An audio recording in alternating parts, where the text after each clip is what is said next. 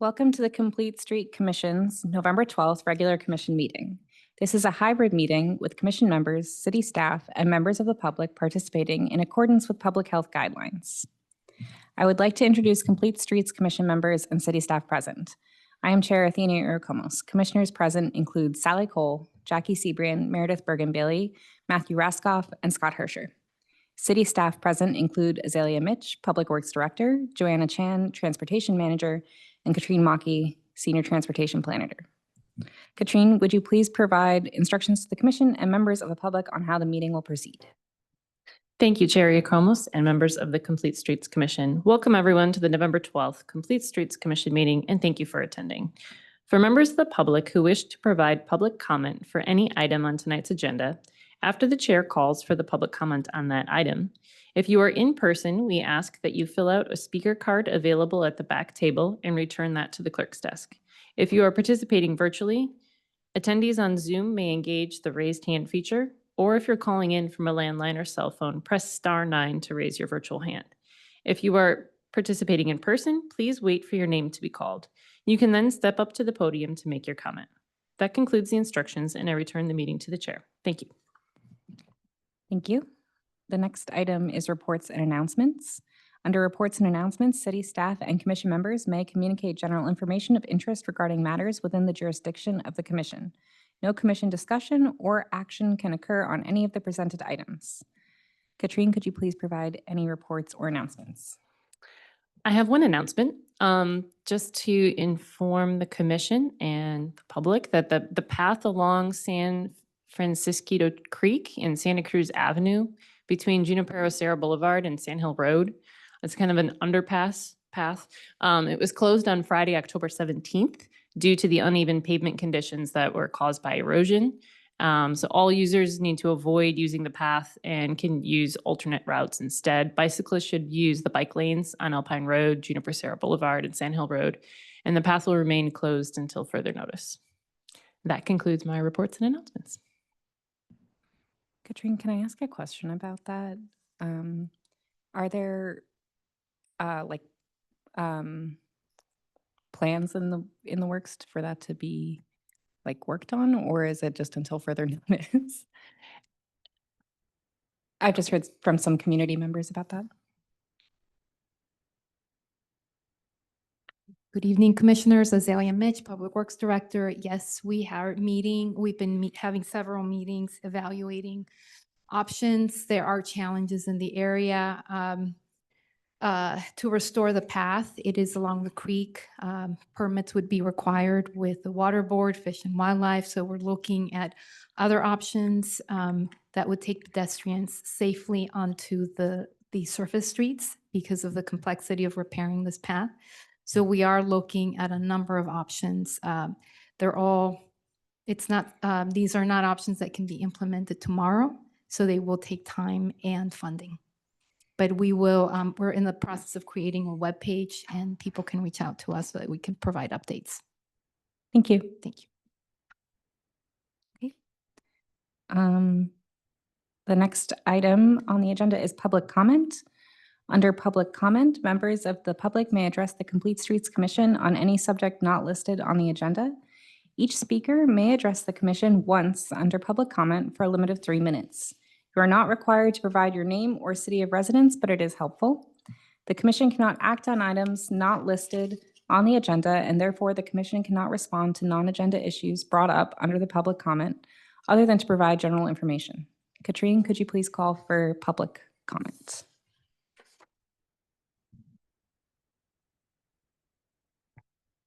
For virtual attendees who wish to provide public comment, you may engage a raised hand feature, or if you're calling in from a landline or cell phone, press *9 to raise your virtual hand.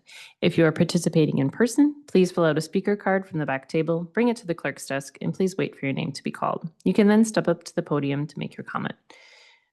We have one attendee online, Ken Kirshner. You are unmuted.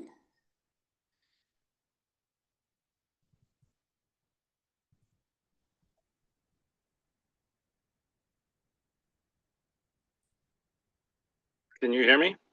Yes, we can hear you. Good evening, commissioners. My name is Ken Kirshner. I'm a Menlo Park resident and an El Camino Real safety advocate.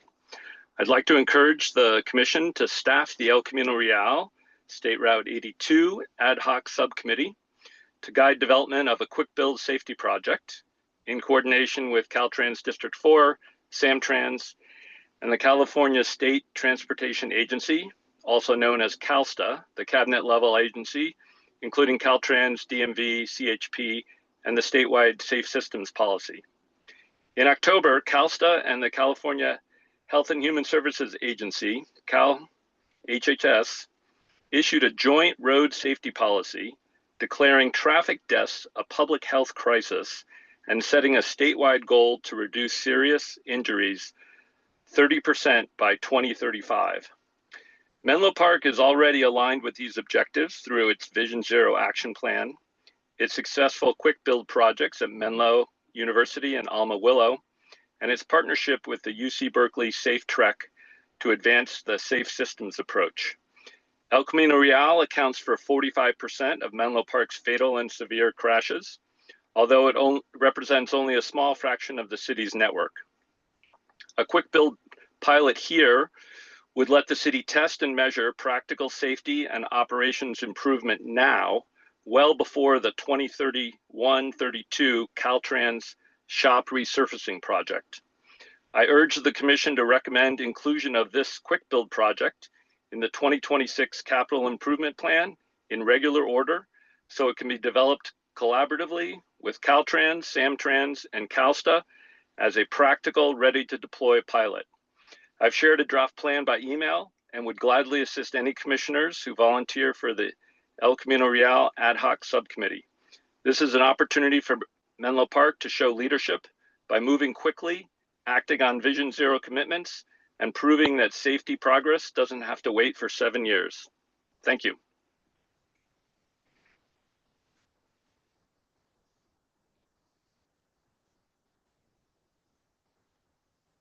Do you want to speak now? I'd like to make a couple of comments if I could. I'm hard of hearing. My name is Ron Zalesi. I live on the corner of College and Blake, and I've been there about 56 years. I'm sure you all understand why Blake was closed off. I can explain if you like. Sorry, Katrina, is this matter regarding the Blake Street closure?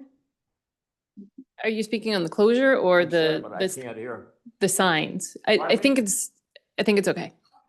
Continue.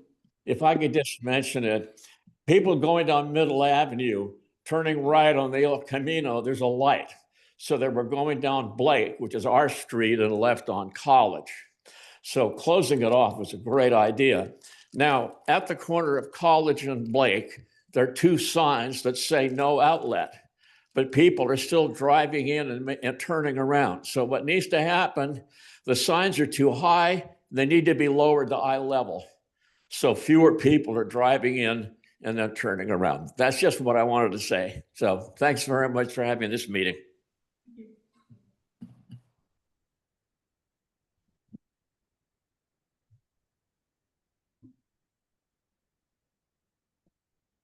I have no one in queue for public comment. I return the meeting to the chair. Thank you.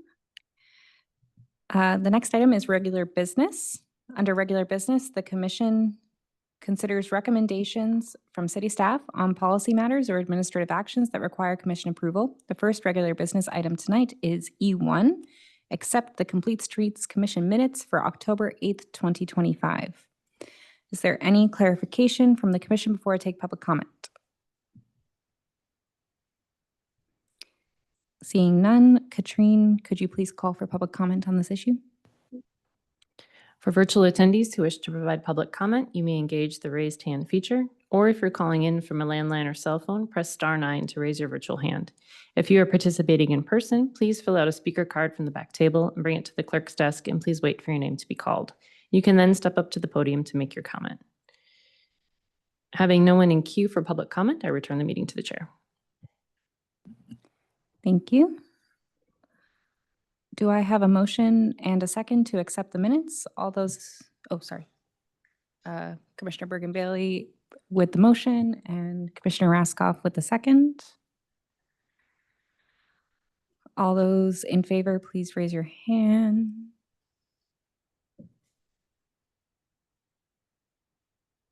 Katrine,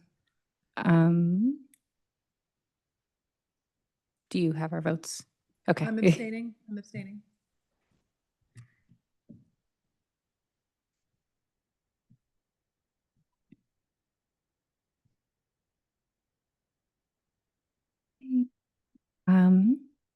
We'll move on to item E2, receive and file the 2025 work plan.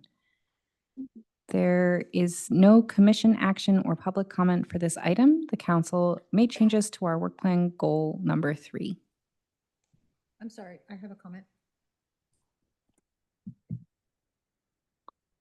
I wasn't at the meeting last month, so I don't know if this was discussed, but I went back and looked at the meeting video of the city council meeting, and for item 3 there, where it's the bullet point says, city staff, chair and vice chair will select 2 development projects to review as a pilot to be delivered to the city council as informational items. There was a time frame discussed in the city council meeting as within the year, and I think it should be reflected in the work plan. Okay, noted. I'll get back to you on what the city clerk tells me, but I don't, Okay, I'll send you the clip. okay.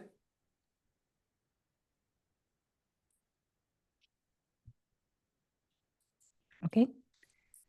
I think we'll move on to item E3, discuss and appoint 2025 ad hoc subcommittees. I'll open the discussion of any remaining ad hoc subcommittees we want to appoint tonight. We need to determine subcommittee members, no more than 3, and the extended topic of focus and deliverable for the ad hoc subcommittee. Deliverable the ad hoc subcommittee will provide, upon which the ad hoc subcommittee will dissolve.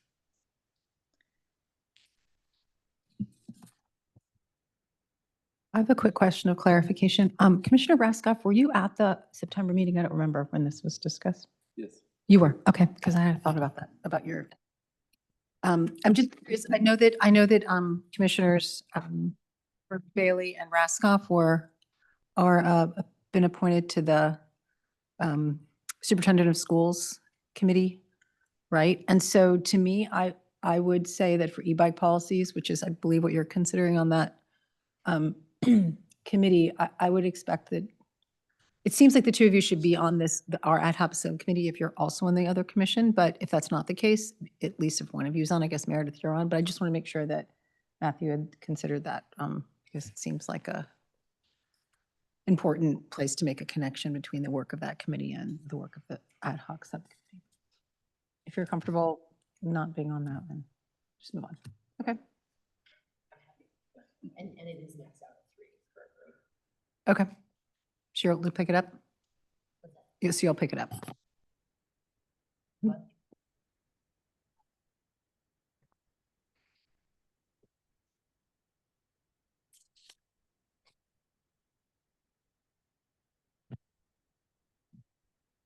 Okay, I guess I'll start.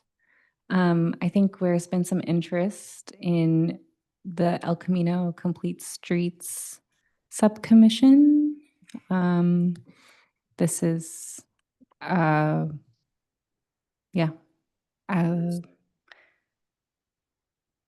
So we can move that up probably. What's the discussion? Sorry, when I say some discussion, I mean, I've discussed it with Commissioner Rennie, who is also interested in joining it. So I think that the 2 of us are willing to get that one started. Does anyone else want to be on that one? Oh, Commissioner Herscher? Awesome. And then what should I record as the specific item that will be then investigated and reported out on? I think that we wanted to look at the quick build idea.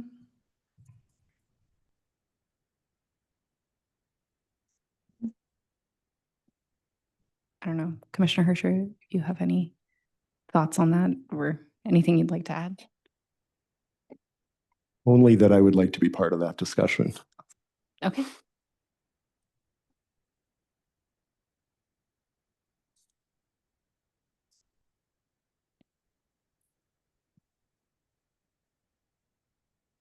So I intentionally left it open on the agenda if there are any other subcommittees that you wanted to open. There had been a request for El Camino Real, but I didn't want to limit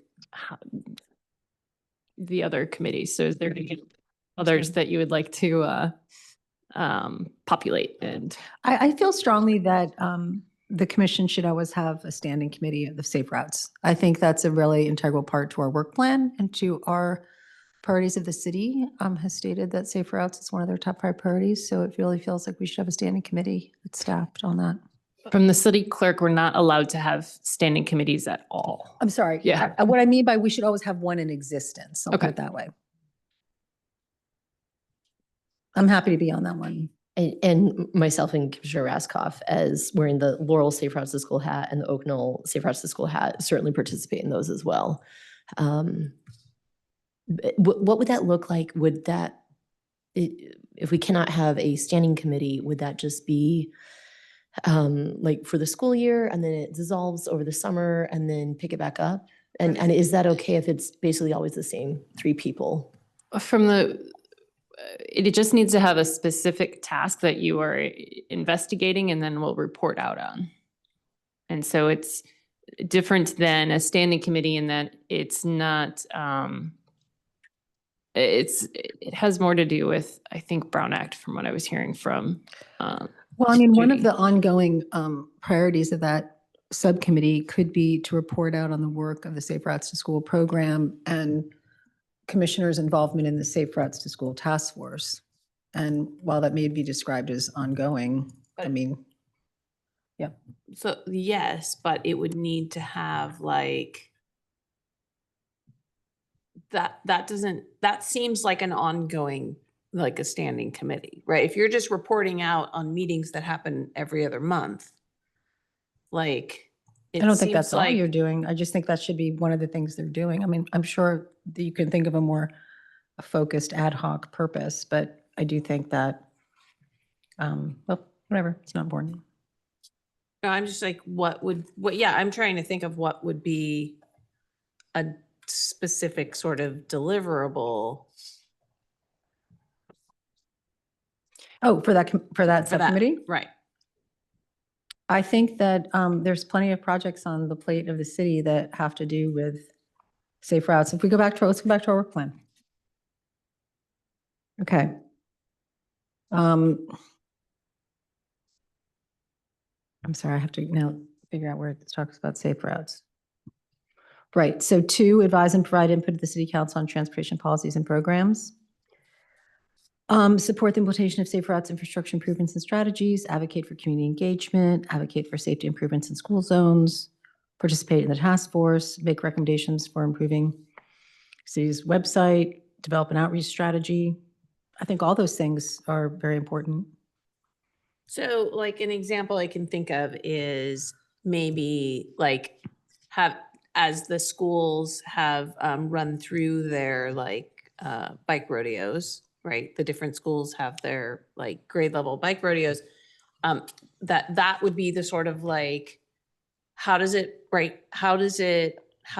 supporting our safe routes to school? So like reporting back on specific efforts that are made. Does that make sense? Would it also make sense to do it so that the meetings are 4 per year during the school year?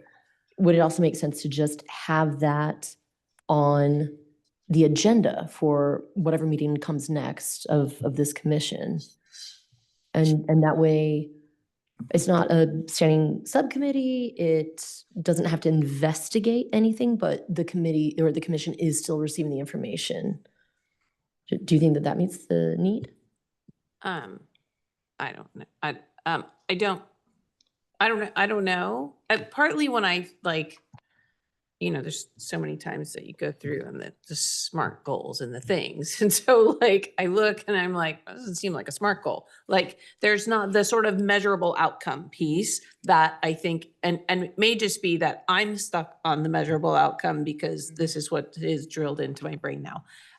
And so it may not be that kind of thing that city clerk has in mind, but it felt like we were definitely being given, rather than where we'd have like a standing, like there'd always be a subcommittee on Vision Zero because that's always a priority. But then what was the Vision Zero subcommittee producing? And so what we've found is that we would have like 6 subcommittees and then we wouldn't hear back from a lot of, right? Because for things.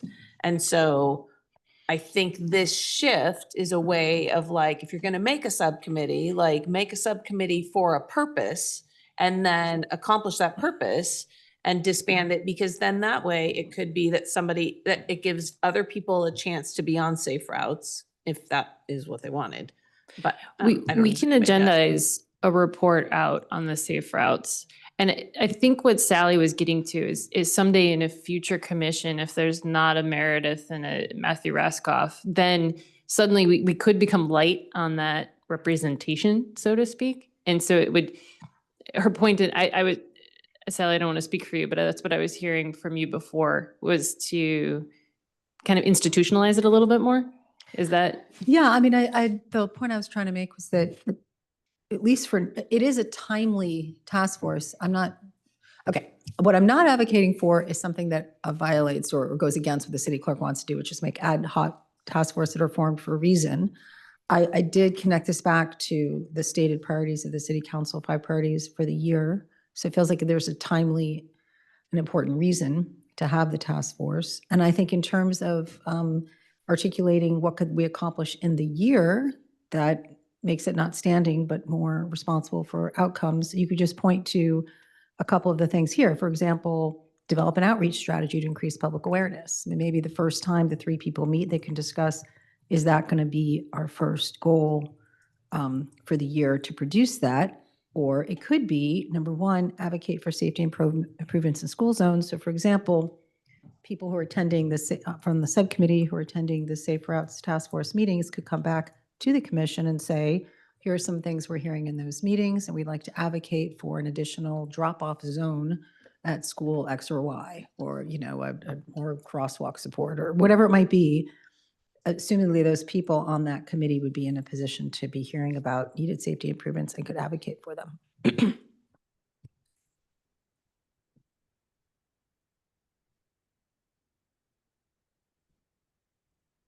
I mean, I'm fine if we want to put those down as the first 2, you know, as the 2 priorities to address this year. And then in the first meeting, those 3 people could, you know, if they have an objection to that, or I could say so. Or I'm just trying to be responsive to what Jackie's saying and what Meredith's saying and the city clerk and Katrine. Does it make sense to have that committee as an ad hoc committee? And does it make sense for it to be the first goals that pulling from the work plan? Sure.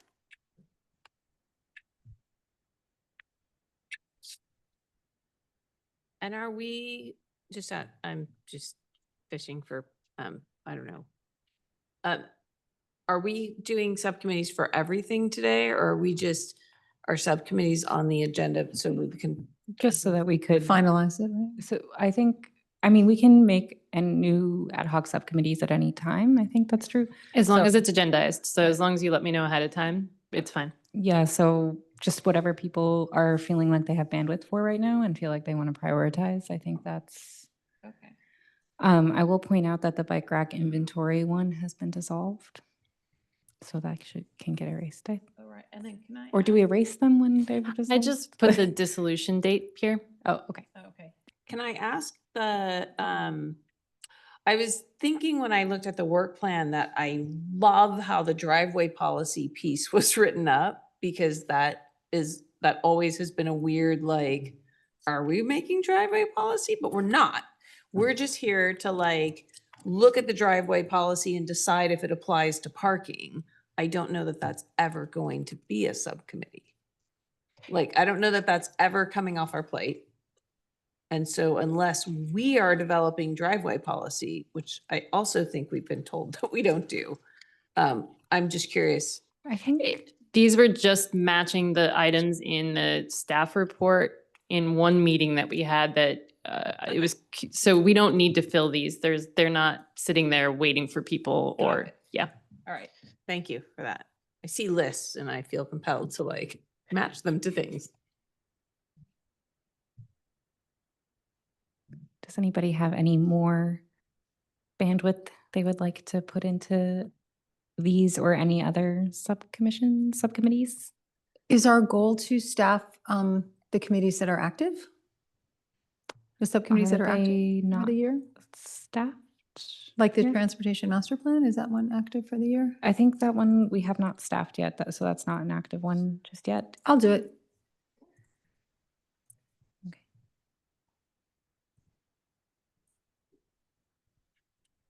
Okay.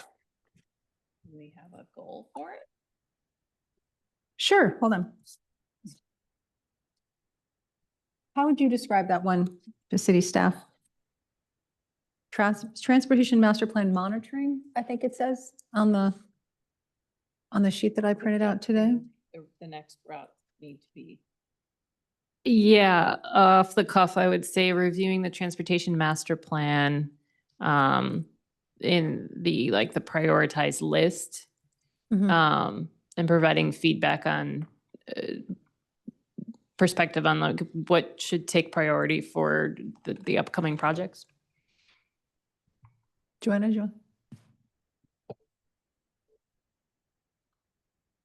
that working? Good evening, commissioners. Yes, I believe what we can do is that we can present to you when we're prepared a list of projects, because we can't do every project on the transportation master plan every year, but we can present you what we are ready for and so what opportunities we'll be tapping into, and then you can provide us feedback on that.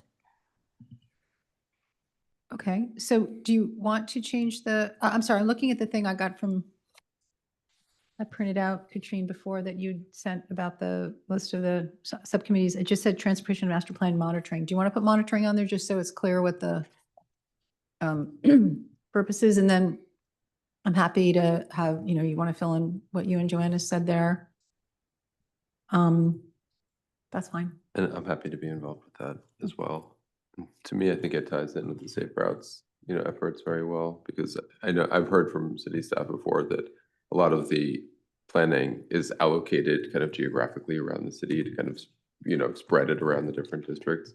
But to me, the school zones deserve their own priority, and there's a lot of unsafe infrastructure right around the schools. And I think that should be reflected in the kind of the way we weight projects in the master plan. That's a good point. So.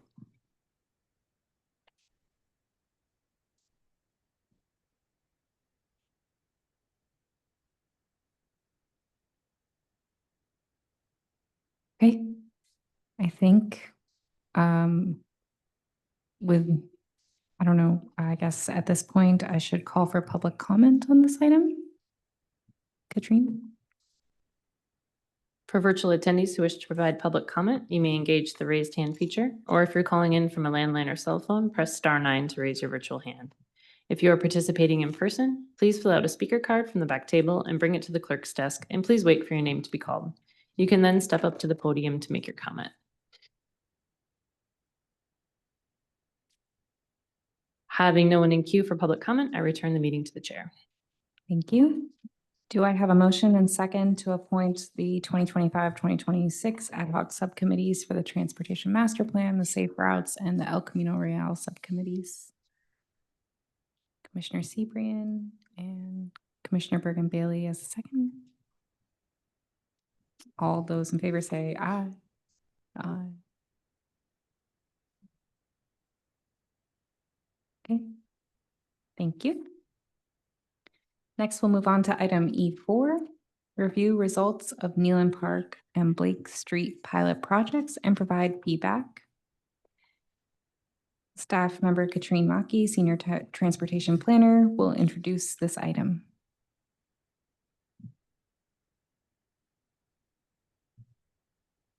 Sorry, I don't know why.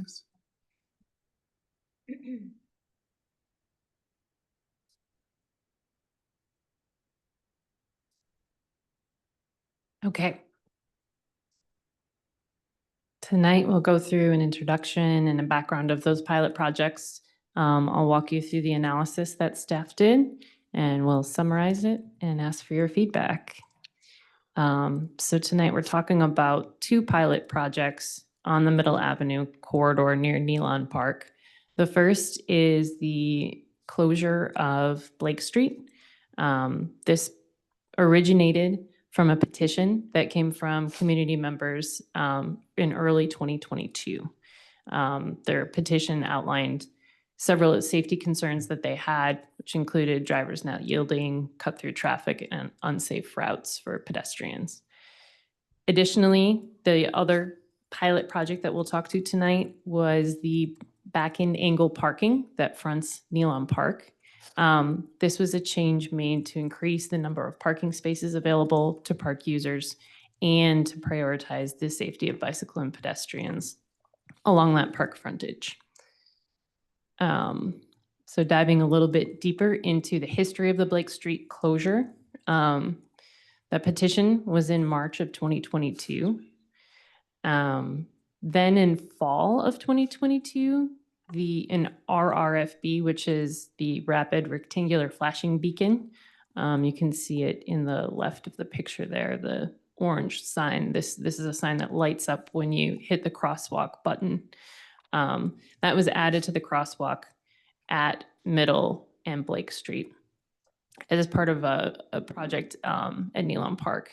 So then at the end of 2023, Blake Street was temporarily closed with the bollards you see in the picture here. And then this summer, the Middle Avenue Complete Streets project was completed. So a little timeline of some events that we'll be talking about throughout the evening tonight in this presentation. And here's a map to help you kind of understand the locations of what's going on. So the feedback we were receiving for the community was that vehicles and drivers were not yielding to pedestrians in the crosswalk here, at the crosswalk at Blake in front of Nealon Park. There was also concerns of cut-through traffic of vehicles driving down Blake Street. And since, if you fast forward through that timeline we just went through, now as a result of the Middle Avenue Complete Streets project, now we have a flashing beacon, we have a speed hump. The speed feedback signs, I believe, are going in this week. And so all of these items, and we have the bike lanes as well. Sorry, Katrine, can you summarize? I think that's an important point. I just want to make sure that everything, can you just articulate again the list of the things that have changed on Middle? We have on-street parking removed and a bike lane added. So we have a visually a more narrow street. We have a speed hump that is just before or after, depending on the direction you're going, by the crosswalk at Blake. We have the flashing beacons, so pedestrian can have those signs light up as they're crossing. And speed feedback signs will go in on each side of the street as you kind of are beginning to enter the area where there's Nealon Park from either direction.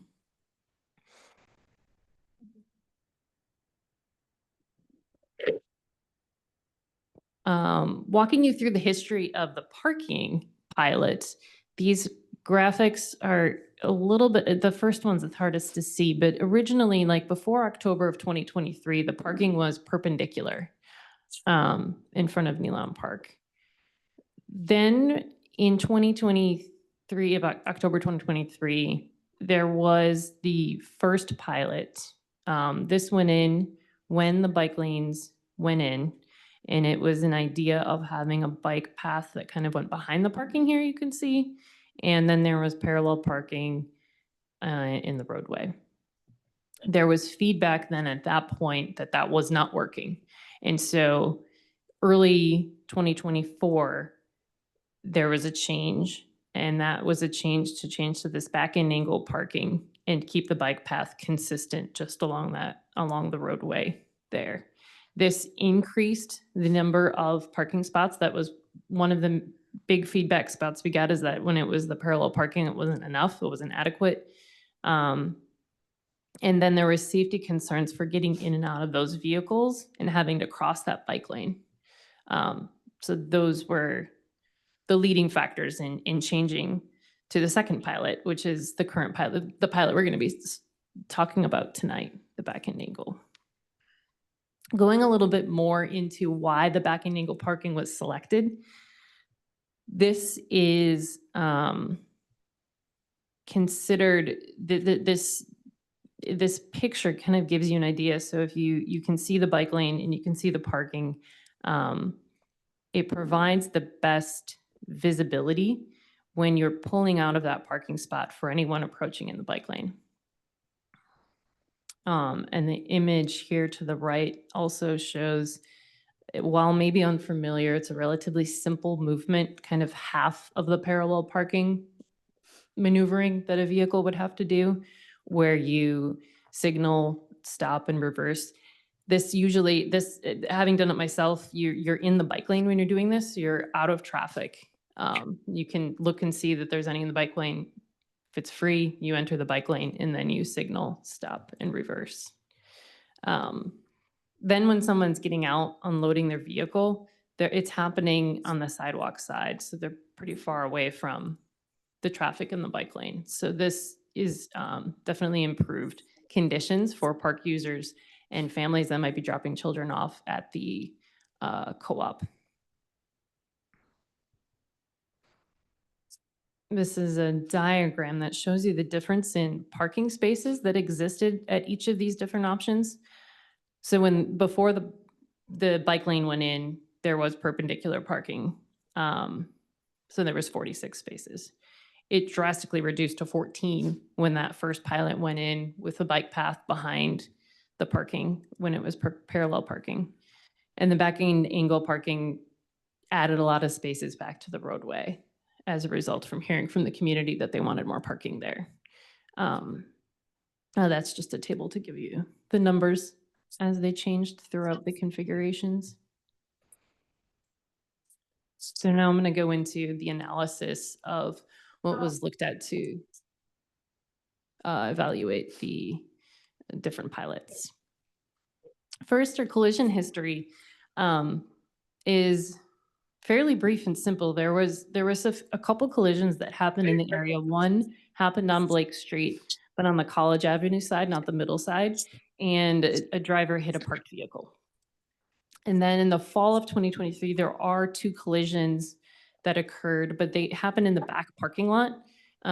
It's just that when the report gets written, the address of Neelam Park puts the address as the front on the street. So if you were to look at a map, you would see these collision data points, but they weren't really collisions. They were not collisions that occurred in the project vicinity. They weren't related to the parking frontage or the closure. And then there is no collision history in the roadway along the segment of Middle Avenue adjacent to Neelam Park. Now we're going to look at traffic. This mostly relates to the Blake Street closure, where we're looking at the average amount of vehicles we see on the roadway, averaged throughout. For 2023, it's January through December. This represents before the pilot projects went in. And then in 2025, we're just looking at January through August. We didn't want to provide we weren't going to analyze the months that the construction was happening. So it stopped short of that. And for these numbers, it's typical to see a collector street, like Middle Avenue is categorized as a neighborhood collector in our general plan. And those categories of a roadway typically carry between 3,500 and 5,000 vehicles per day. And then our local streets, which are all the category of all the other streets on the list, is typical for them to carry 1,000 per day or less. And so what we see here in the change, how I interpret this when I look at this, is you can see some big movements Clearly Blake closed, so you're going to see less vehicles on Blake Street. You still see a couple because those are people driving to their houses. Overall, there was an increase on Middle Avenue. And there was some higher numbers on Cambridge, University and College. In the staff report, I dug deeper into this. We didn't do license plate origin destination analysis. So I can't say exactly, some of these vehicles would have been on Blake Street before and have rerouted to some of these other streets. I don't know which streets, and some of this increase in volume change is probably just tied back to the overall increase of traffic in the whole area that you see over the 2 years time change. These numbers aren't that big. The biggest, percentage change, if you look at the volume, I think happens on College, and Partridge. Okay.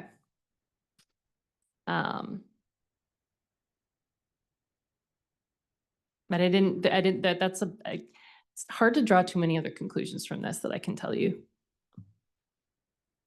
And speed data, I was really excited to see this. This is great data to see. We really saw either our speeds stay the same or go down. To describe what you're looking at, the 85th percentile is defined as the speed at or below. So they look at 85% of the vehicles are observed as traveling either this speed or less.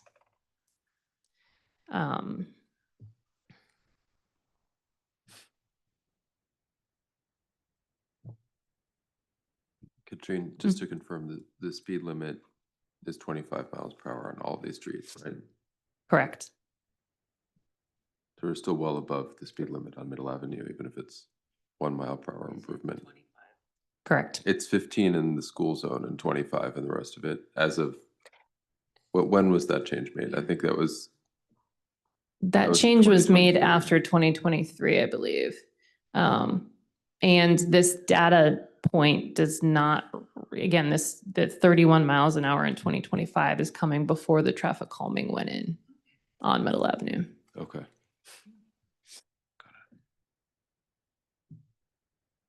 But that would be, so that's a 1 mile per hour drop even after we put up speed limit signs that dropped it by 5 miles per hour.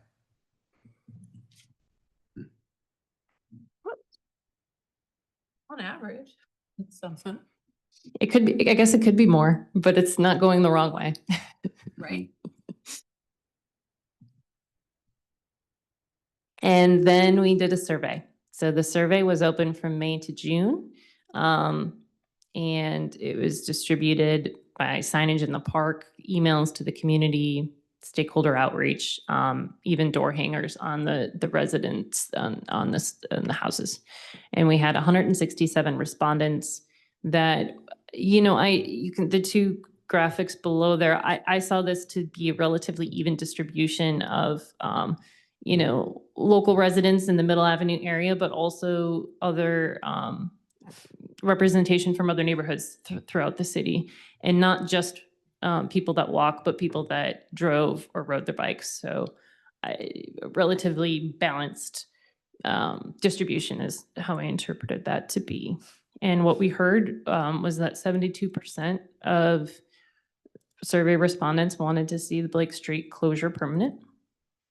And then I wanted to just describe a little bit of what I read in the comments and the things that were written in. There was a lot of comments about safety and the improved safety along that corridor for people that were walking to the park. We also, again, they were talking about how it's better biking and walking because that's really all that's left if you're walking through Blake Street unless you're going to your house. And that this was safer for children. People were accessing the park more, and it was great for the community. And then on the other side, when people wrote in on concerns, there were less of these concerns.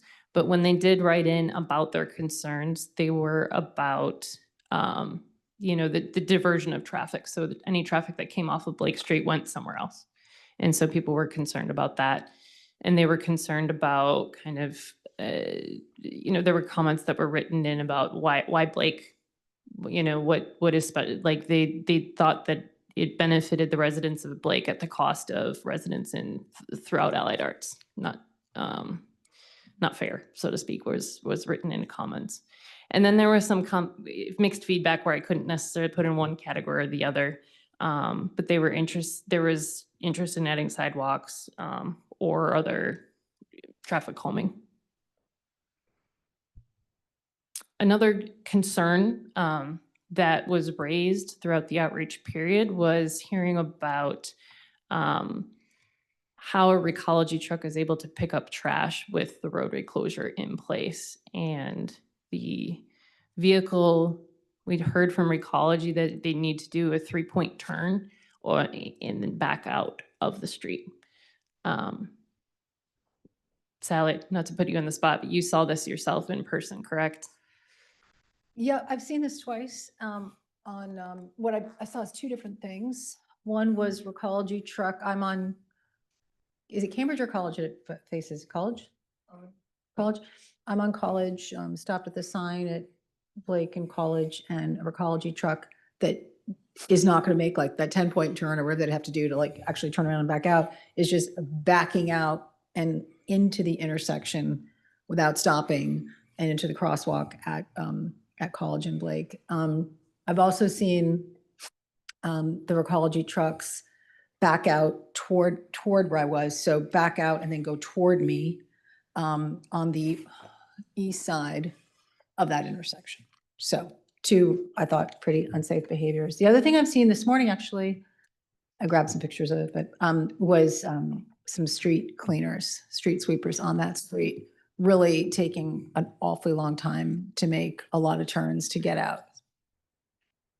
So I don't know if we were able to reach on that point. I mean, I guess I'll ask a clarifying question later, but I don't know if we were able to really reach out to some businesses or services like Recology, city services, or even delivery trucks, commercial delivery trucks that use that area. But I did can't- reach out to Recology and they confirmed what you observed and that it wasn't ideal.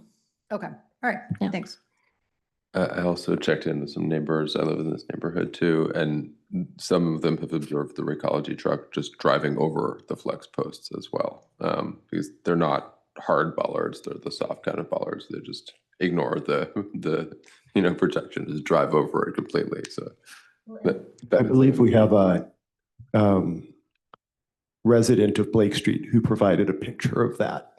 Okay. Yeah. Yeah. So that is definitely, it may depend on which driver it is on which day, of the week. So.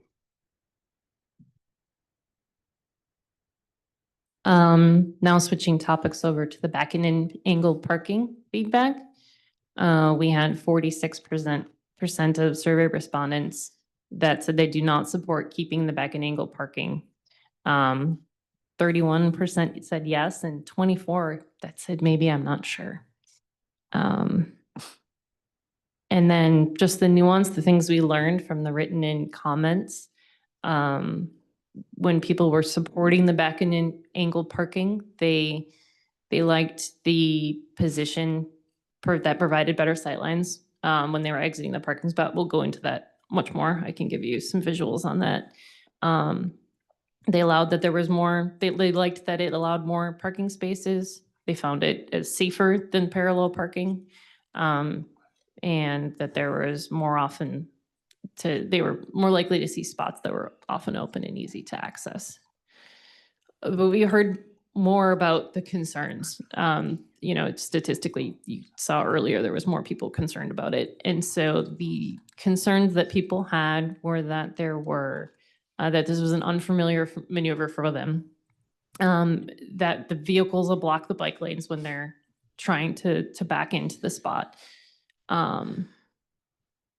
There's a lot of written in comments about access from eastbound. So if you're coming from Allied Arts, coming from University Avenue, you can't turn into these spots. And if you do, you can't, when you park wrong in these back and angle parking, it's incredibly dangerous to pull out backwards, because you basically, then the front of your car becomes oriented with oncoming traffic. So there was, and then frequent illegal U-turns, because I think if you're coming from that eastbound access, people would be doing the U-turns to properly position themselves to park, which we did. The city put up 3, I think, no U-turn signs. And as Middle was restriped, we put the solid yellow down in the center lane. And then there was complaints about traffic congestion on Middle Avenue. And then a variety of suggested improvements that did include just promote using that rear parking lot. We did try to improve the signage and the visibility, but I know when I was a newcomer to Menlo Park 2 years ago, I didn't know that back lot was there at first. So I think those were suggestions about making people more aware that back lot existed. So to summarize, the Blake Street closure pilot, the concerns we heard were that drivers were not yielding to pedestrians. The cut through traffic was entering Blake Street. And there, before the pilot, it was unsafe for pedestrians and bicyclists to access Neelant Park. After the pilot, now the speeds on the local streets have remained stable or slightly reduced. We have no new collision patterns. The flashing beacon did improve the crossing at Blake and Middle to cross Middle. And there have been changes to the neighborhood traffic circulation. Recology trucks are required to perform the multi-turn, point turn or back up. And then after, this summer, we do have the substantial completion of the traffic calming measures on Middle Avenue, the Complete Streets project, which includes speed humps and raised crosswalks, which improves the safety and the speeds on the corridor. It's the same image we looked at before, recapping the physical changes on the roadway. And the back and angle parking, this is a fancy animation. You'll have to watch in a moment or two, but this blue that's lighting up on your screen represents what a driver can see if they're looking out their window. And so this is, to me, a really strong graphic to help understand the difference in what a driver can see when they're pulling out, leaving that parking spot and crossing the bike lane. And it would be about the same if you had that 90-degree parking for the front end angle parking. It would be about the same if you're backing out. But this is an illustration that shows that back end angle parking really does improve the site visibility when the drivers are pulling out of the parking space. And then for the loading and unloading, your activity is happening in the rear of the car, which is adjacent to the sidewalk, or the side of the car, which is just next to other parked vehicles. And if you were to and this is a similar graphic kind of showing that movement of backing into the angled parking. If just to compare and contrast of the different types of parking, this is parallel parking. A parallel parking introduces conflicts with cyclists potentially getting hit by an opening car door on the traffic side. So if you think about, if your passengers are leaving on the sidewalk side, that would be fine. But if the driver is getting out or anyone in the passenger seat behind the driver, that door opening will open into the bike lane. So that's a potential conflict and safety issue if parallel parking is considered. And again, on the traffic side of loading, unloading, you're in the bike lane there. And it's a less efficient use of space. If we were to change to parallel parking, it would be 4 less spaces than the back end angle parking. And the perpendicular parking was removed when we put in the bike lanes because it would not be safe to have a vehicle in that perpendicular parking back up into the bike lane. There isn't any buffer or shy space. Your vehicle The perpendicular spaces are only 18 feet long, which is our minimum for a parking length. And so some of the larger vehicles may not fit within that 18 feet. So there's not a lot of shy space there for someone to see or brake. You'd just immediately be in the bike lane. And the visibility, if you know, just backing out of any parking spot in a parking lot, you can't really see until you've gone a little bit, which would be too late for a cyclist in the bike lane. And then 46 spaces would be created or existed in the past in this configuration. So I will pause here. And I guess there's these are the things we want feedback on, the two pilot projects. Are there any clarifying questions from the commission? I guess the first one I have is just a slide, which is you're looking for recommendations. Yes. Okay, so we're voting on motions. Yes. Okay, thank you. I did have, if you can pop back to the slide about, I think it was Blake benefits, maybe? I had a question. From the benefits Maybe that one? we heard from the survey. I think so. Oh, no, maybe it was hold on. No, it's, if you go a little further down into the slide, your analysis maybe. Yeah, when you were like summarizing, like kind of a before and after on Blake, I think it's a few slides. Oh, I see. Maybe that, yeah. Here. That wasn't it either, sorry. Well, there was some place where I thought you said something like no new collision, something? What was that? Right, there were no collisions before or after. So no new collision patterns. Okay, so I think Yeah. that's important to clarify what you mean by that, because earlier in the slide deck, you provided the data that there were no collisions from 2020 to 2024, you know, on Blake, except for the driver hitting a car or along middle. So no new collision patterns means continued. We didn't make anything more dangerous. There wasn't. No collisions before, really no collisions after. So- Yeah. Okay, I think that's important to clarify. Okay. The other thing, I had a question on table 2. So on table 2, when you say 2023, the column 85th speed percentile, January, December, 2025, 85th speed percentile, January, August, those are miles per hour. Yes. Okay. So we're correct in seeing that there was no increases in miles per hour on any streets, even if there was increased flow of traffic. Correct. Okay, so even on streets like College and Partridge, there was a slight decrease. Correct. Okay, I wanted to clarify that that was on page. Let me see if I had any other clarifying.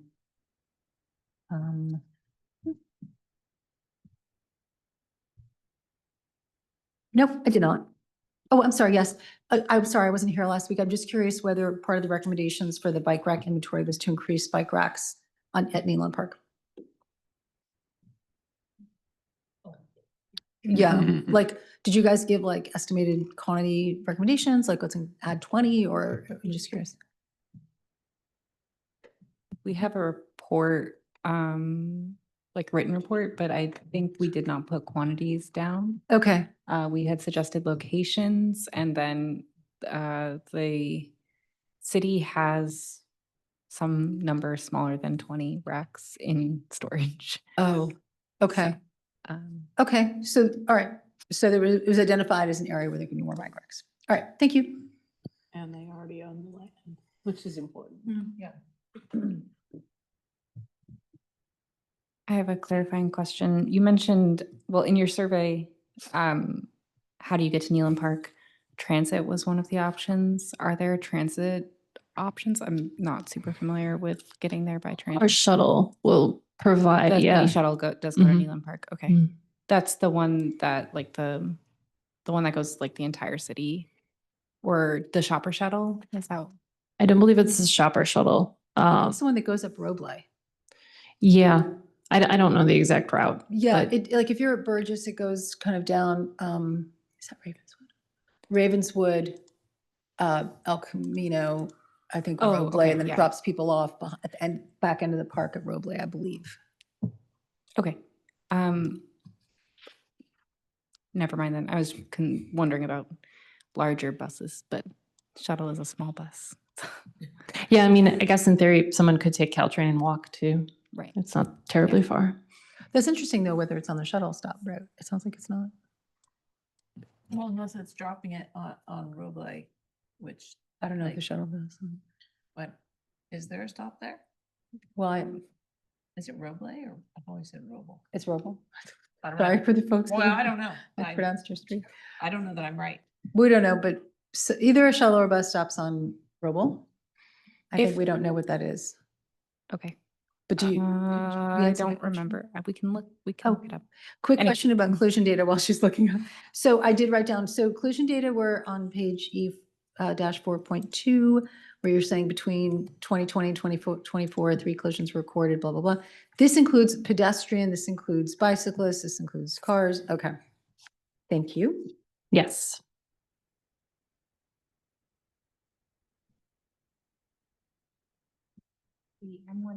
The M1 shuttle looks like it stops in Nealon Park.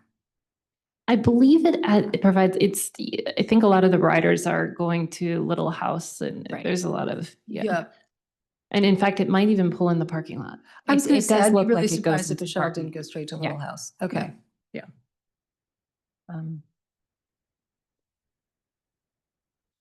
Thank you, Athena, for looking that up. Are there any further clarifying questions? Do you have to be local to know that you need to back in?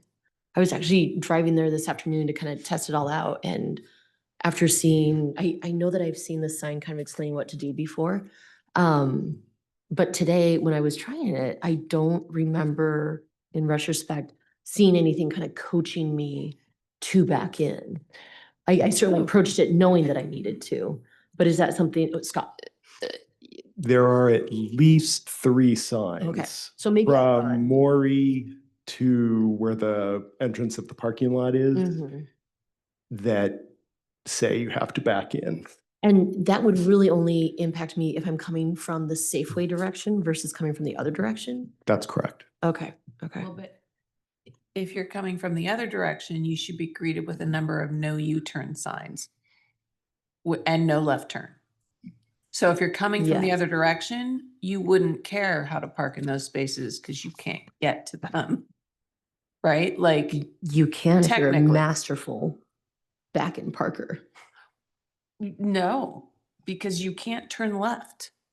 Like, how are you going to get there without turning left from going the wrong way? So no towards left Alphaville. turns and no U-turn. So how do we think that people are, like, if you're coming from not Safeway, how are people parking? They're making an illegal U-turn Okay, and then they're backing into the space, okay. which based on the comments, they're finding quite complicated. Okay, And what we would hope they were doing is using the back parking lot. right, right. Yes, Whi- that would be which- the idea, yeah. right? Which leads to my next question, and Katrine, similar to you, like, it took me probably 5 years of going to that park with small children before I realized that there was a back parking lot. Thank you, not the only one. You're not the only one. I didn't know Little House or even the Same. sports fields existed. What are we doing to promote the rear lot? Like, is there? I even went on Google and reported the location of the park to change so that when you put in Google directions, it tells you to go back. Mhm. I think, I have thoughts about this, Meredith. We also have a hand in the audience. Can we Oh. take a hand from the audience? What can we, wait? We have to wait taken for public- comment Okay, yet? okay. So like, before we get to like our suggestions, I We just should had one take more public comment. clarifying question, though. It's on page E4.14 in the survey, which I think is going to be very important for us. It says, have you used the new back-end angled parking spaces during the pilot? 50% said yes, which is 83 people. But then the following question was, if yes, how easy or difficult was it to use the back-end angled parking? And 112 people responded. So I wasn't sure how 112 could respond if only 83 said yes. And I was just wondering at the logic of the survey, did it only allow people to, it should only have allowed people to clarify how easy or difficult it was to park if they themselves had said yes to park, but it looks like I don't know people's- that it was that set up that smartly. Yeah, Okay, I don't think it was because confirmed for that changes my interpretation of the difficulty, because that means people are saying it's really difficult, but they've never themselves tried to do it, meaning it looked difficult, but they didn't actually try doing it themselves. And I read the data a little bit more skeptically, I think, in that case. Sorry, But- can we but- go back to the wording of the original question? Have you used it? That would add up. During the Is it, survey. have you used it or did you try to use it? Because I think Have you used people it? might have answered very difficult here, saying no on the previous in their minds, thinking like, why they I didn't tried use to it. use it, but it was so hard I couldn't do it. That kind of thing. Uh-huh. That would be, I don't know, that might account for some percentage of people. Right. But it says the follow-up is if yes. Mhm. So that should only have been a maximum of 83 people responded Yeah, to it, but I see your 112 point, did. But I bet you some of those, that 54 number looks like it would add up nicely to 112, or, a little over, but Hmm. anyway. Now I'm just speculating. Can I ask one more about the recology issue or other delivery trucks? What do these larger vehicles do on other no outlet streets?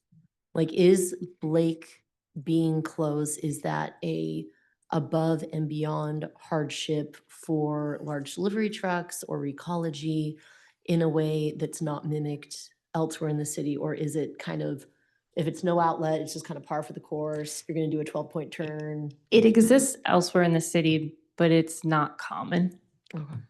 I would say maybe less than 5% of our streets are probably dead ends. Oh, gosh, I think a lot of them are cul-de-sacs. It's Cul- definitely not. But the a cul-de-sac would only- have more room. What, you could go around, yeah. It's not the only street I've seen It's not the Recology only. have to back up on. Yeah. So I've seen Recology back up streets before and it wasn't Blake. So I know it happens elsewhere. I just Mhm. couldn't begin to tell you where.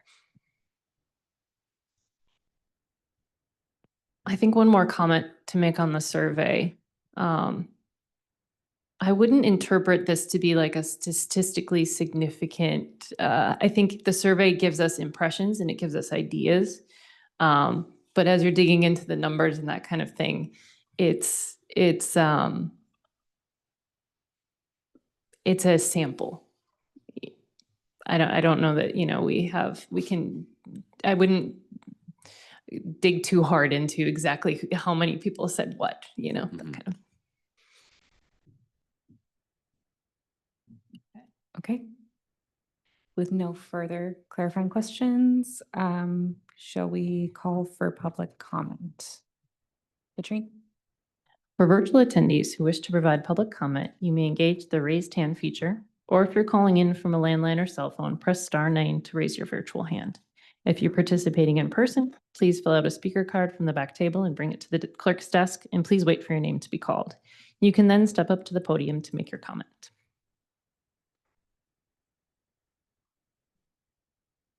I think first I'll call Janet. I was just gonna start by getting into your conversation, so I live in a. Oh, sorry, could you stand at the podium, please? with Then the people microphone? online won't be able to hear you. Oh, ma'am, excuse, you can face us, but just there's a microphone there that will help those online hear you. Okay, Thank you. so when you come from university, you guys were asking like, okay, how do you park at Nealon?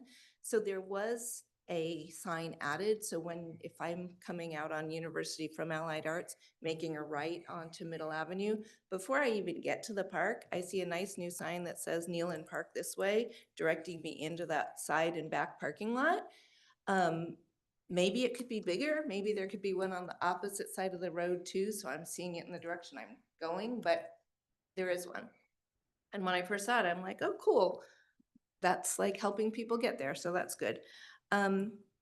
So maybe just preaching to the choir, but I just wanted to kind of reiterate my comments originally about like the survey and keeping Blake closed. So I've lived there for about 13 years on college, and when I moved in with 2 small children, I would try to get them to Nealon Park that way, and I soon gave up. It was so dangerous. We almost had like a terrible tragedy because if you are like just kind of visual, if you're walking and there are like people, families, kids alone that are walking to the park, and you're coming this way, there's no sidewalk. Sorry, back up. People are going across this crosswalk. You have to get across from the no sidewalk part where you're supposed to walk toward oncoming traffic, cross over to get to the crosswalk. So you're trying to look in all these directions and you can't keep your eye on your kid. And so I had one that went, I'm like, okay, it's clear, let's go. I had one that went in that direction. One went straight in front of a van on Middle on scooters, like at 4. So we never went on that crosswalk again. And I just went to university the rest of the time they were growing up. But it was terrifyingly dangerous. And then also, because UPS is so close by, they use Blake too. So coming back, you've got these huge delivery trucks going, cool, it's easy just to like make a right out of UPS, make a right on Blake, go back onto Middle. So those were 2 things I wanted to share.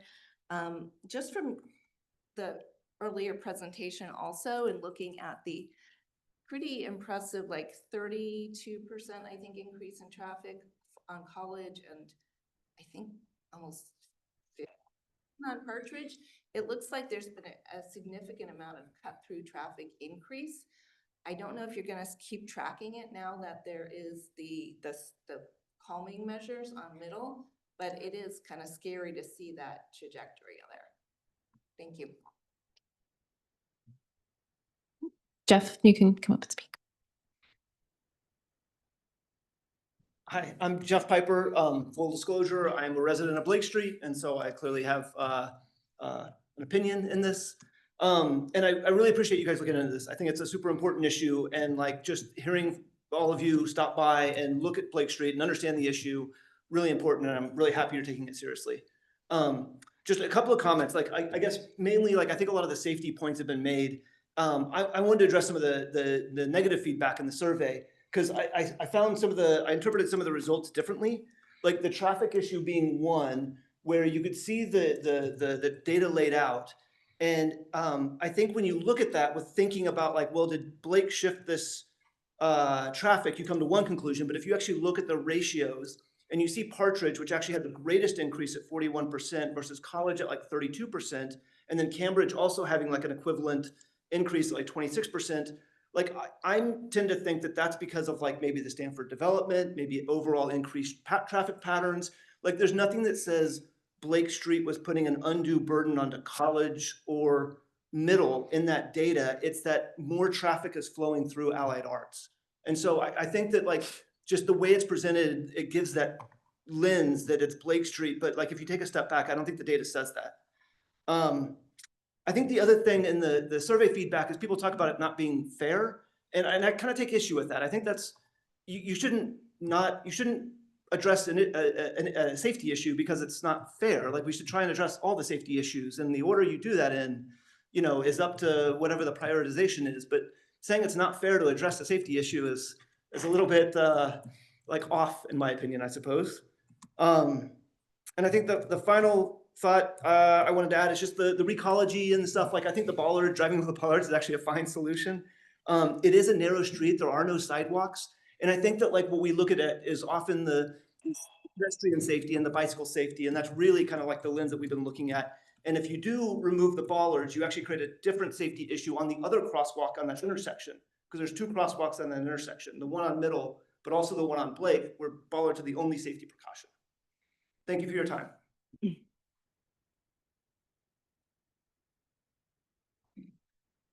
Okay, we're moving to our online participants.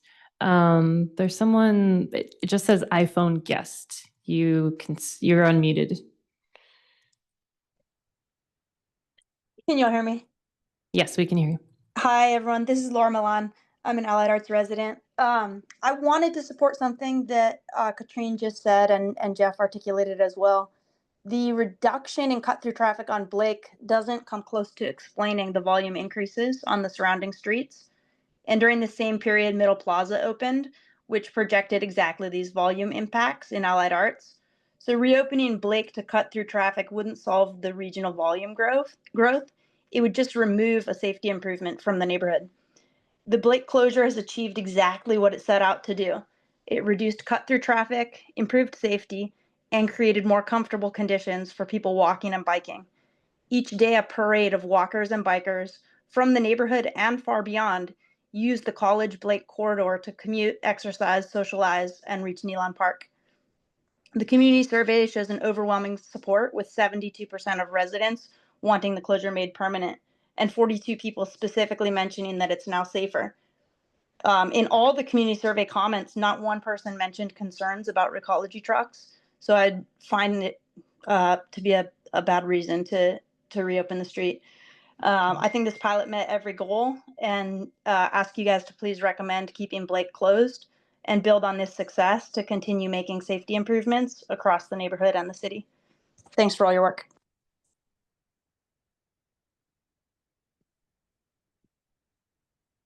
Okay, Lily, you can speak.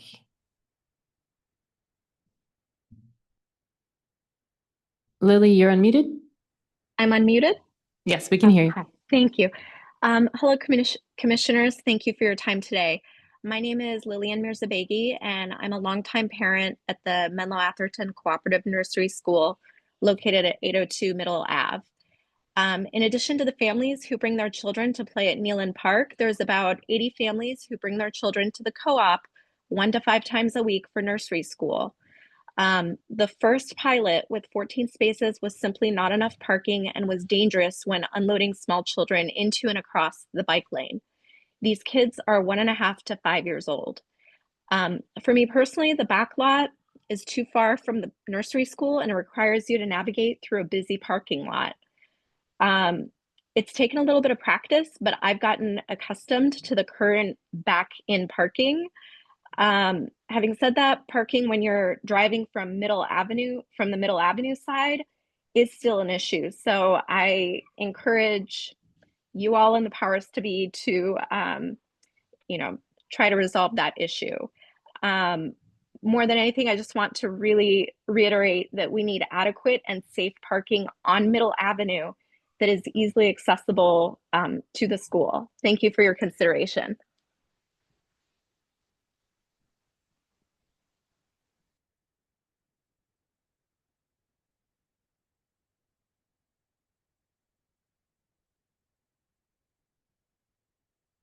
Having no one in the queue for public comment, I return the meeting to the chair.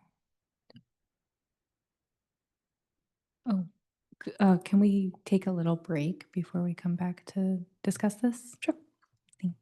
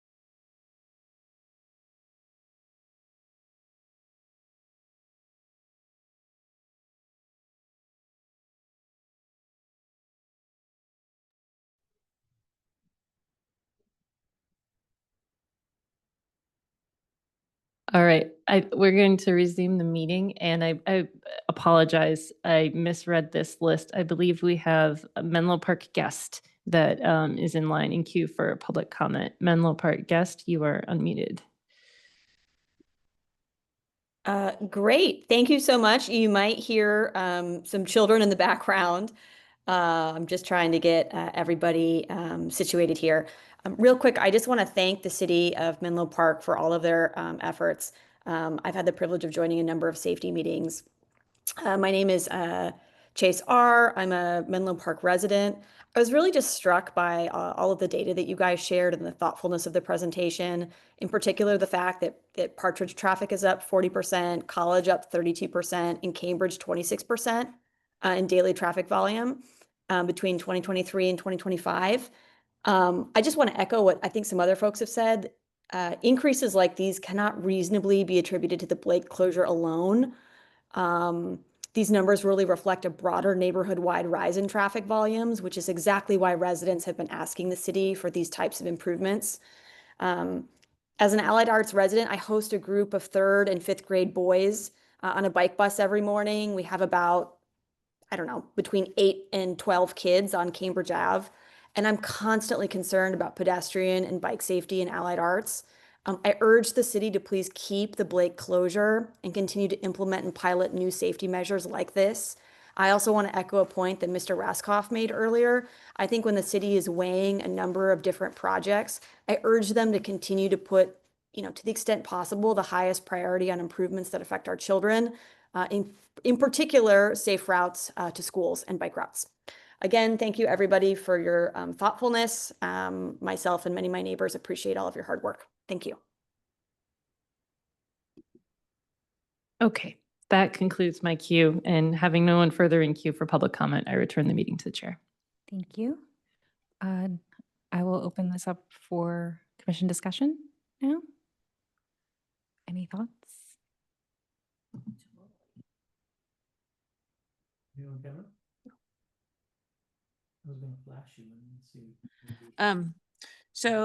I had a few, just a few things as I was going through. Like one of the questions I sort of pondered was so this discussion about back-end parking. I think I'm going to start there because I probably have the most comments about that. Do you like or not like back-end angled parking? I wonder how many people would have changed their answer if they knew that returning to perpendicular parking was not an option. Right? So if your choices are back-end parking or parallel parking, I wonder how many people would have chosen differently. Because it sounds like for a variety of safety reasons, perpendicular parking won't work. So that was one of my thoughts.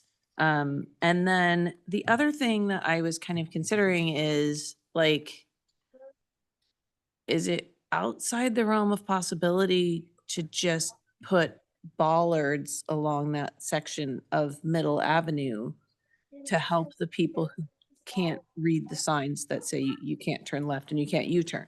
So if you just put bollards down that yellow stripe, then nobody's going to make that really difficult turn into the parking lot because they can't. And yes, you're going to tell me no. I'm so sorry. I really wish I wanted to too, but we have a lot of driveways. So if you picture all the residences that the houses that face Neelam Park, every house has a driveway. And so a resident will need to be able to if they're coming from El Camino Real, take a left into their driveway. I thought you meant bollards in the middle, in the divider of the road. Yeah. To prevent. Right. But if you live on the other side of Middle from the park. Force people to turn one way out of their driveways, right? That's true. I mean, it would be like if there were a center divider there, That's but what yes. Blake Street has done. They can only turn one way out of their driveways too. So they can't turn right onto Middle. If you live on Blake Street, you can only go left onto College now. Sorry. So anyway, so that like one of my thoughts was just put bollards there to make it clear that you can't do that. The other one is like, so the design thinking thing, like this is my big takeaway from reading the Confessions of the Recovering Engineer, is like design is everything, right? Enforcement is a temporary fix. And so I was thinking if like partnered with the library and Parks and Rec and they put up like a story walk or some enticing thing that makes the parking lot the cool place to park. So if you can get some kind of an interesting display, like something that goes from the parking lot to where the playground is, that you could conceivably kind of make that, oh, mom, can we park next to the, like, so we can go on the story walk? Because in the end, like, I've yet to meet a kid who doesn't want to like run across the grass to the park. So like the idea that everybody has to be right in front, like I think a lot as I was reading through the comments, I sense the frustration at not being able to access this parking because it's difficult. And I'm like, but there's a whole parking lot. And so I guess the question that might have come up before the meeting, and if there's a good answer to it, like, are there spaces available in that parking lot? Or is it chronically full? Okay. And because I know we've had this discussion, especially as it pertains to overnight parking, because I understand that there are some residents who might sometimes use Nealon Park, but now we have an overnight parking thing. Yes, in the parking lots? Yes, no, I'm just making So that we up. have an overnight parking ordinance that they would not be allowed to park in that lot anymore. Okay. So, so anyway, if there is space available in that parking lot, it sounds to me like there needs to be a lot better, like signage, education, like temporary road chalk, like something to be like, turn here to park in regular perpendicular spaces, like your dream, right? Like, I don't know. I don't know how you hype up the parking in the parking lot being everything you ever wanted it to be, except right in front of the park. So anyway, that is kind of like trying to partner with Parks and Rec or the library to create something enticing to make that be more of destination parking, I think was one idea. Bollards down the center of the road that we can't have is another one. And then, Can I ask a really quick question? It's actually to Commissioner Seaver. So do you think that the conversation might be more manageable if we talk about Nealon first and then talk about Blake? Just seems like they're, what we end up concluding or what direction we're going in with Nealon could influence the other. Do people think that might be a good idea or? Sure. Okay. And I think that's really the gist of it. Because the other comments are about why I thought we were going to make comments about the intersection. There was something in there about the intersection at Middle and El Camino, but that's not the scope of tonight's, right? There was just an item to say that is not done. That will be coming to you in the future. Got it. Same thing with the undercrossing, and there's other projects that are still ongoing. And And we'll hold those until then. Yeah, that's really it. Can I piggyback off of Jackie's bollard suggestion? Could you put something in the middle that had a no U-turn sign in the middle? So instead of on the side of the road, could you put something like that in the very middle? So it is literally impossible to miss as you try to make an illegal U-turn. You know that you're either doing it real wrong or you see it and then you don't proceed. in order to And that wouldn't put, block driveways.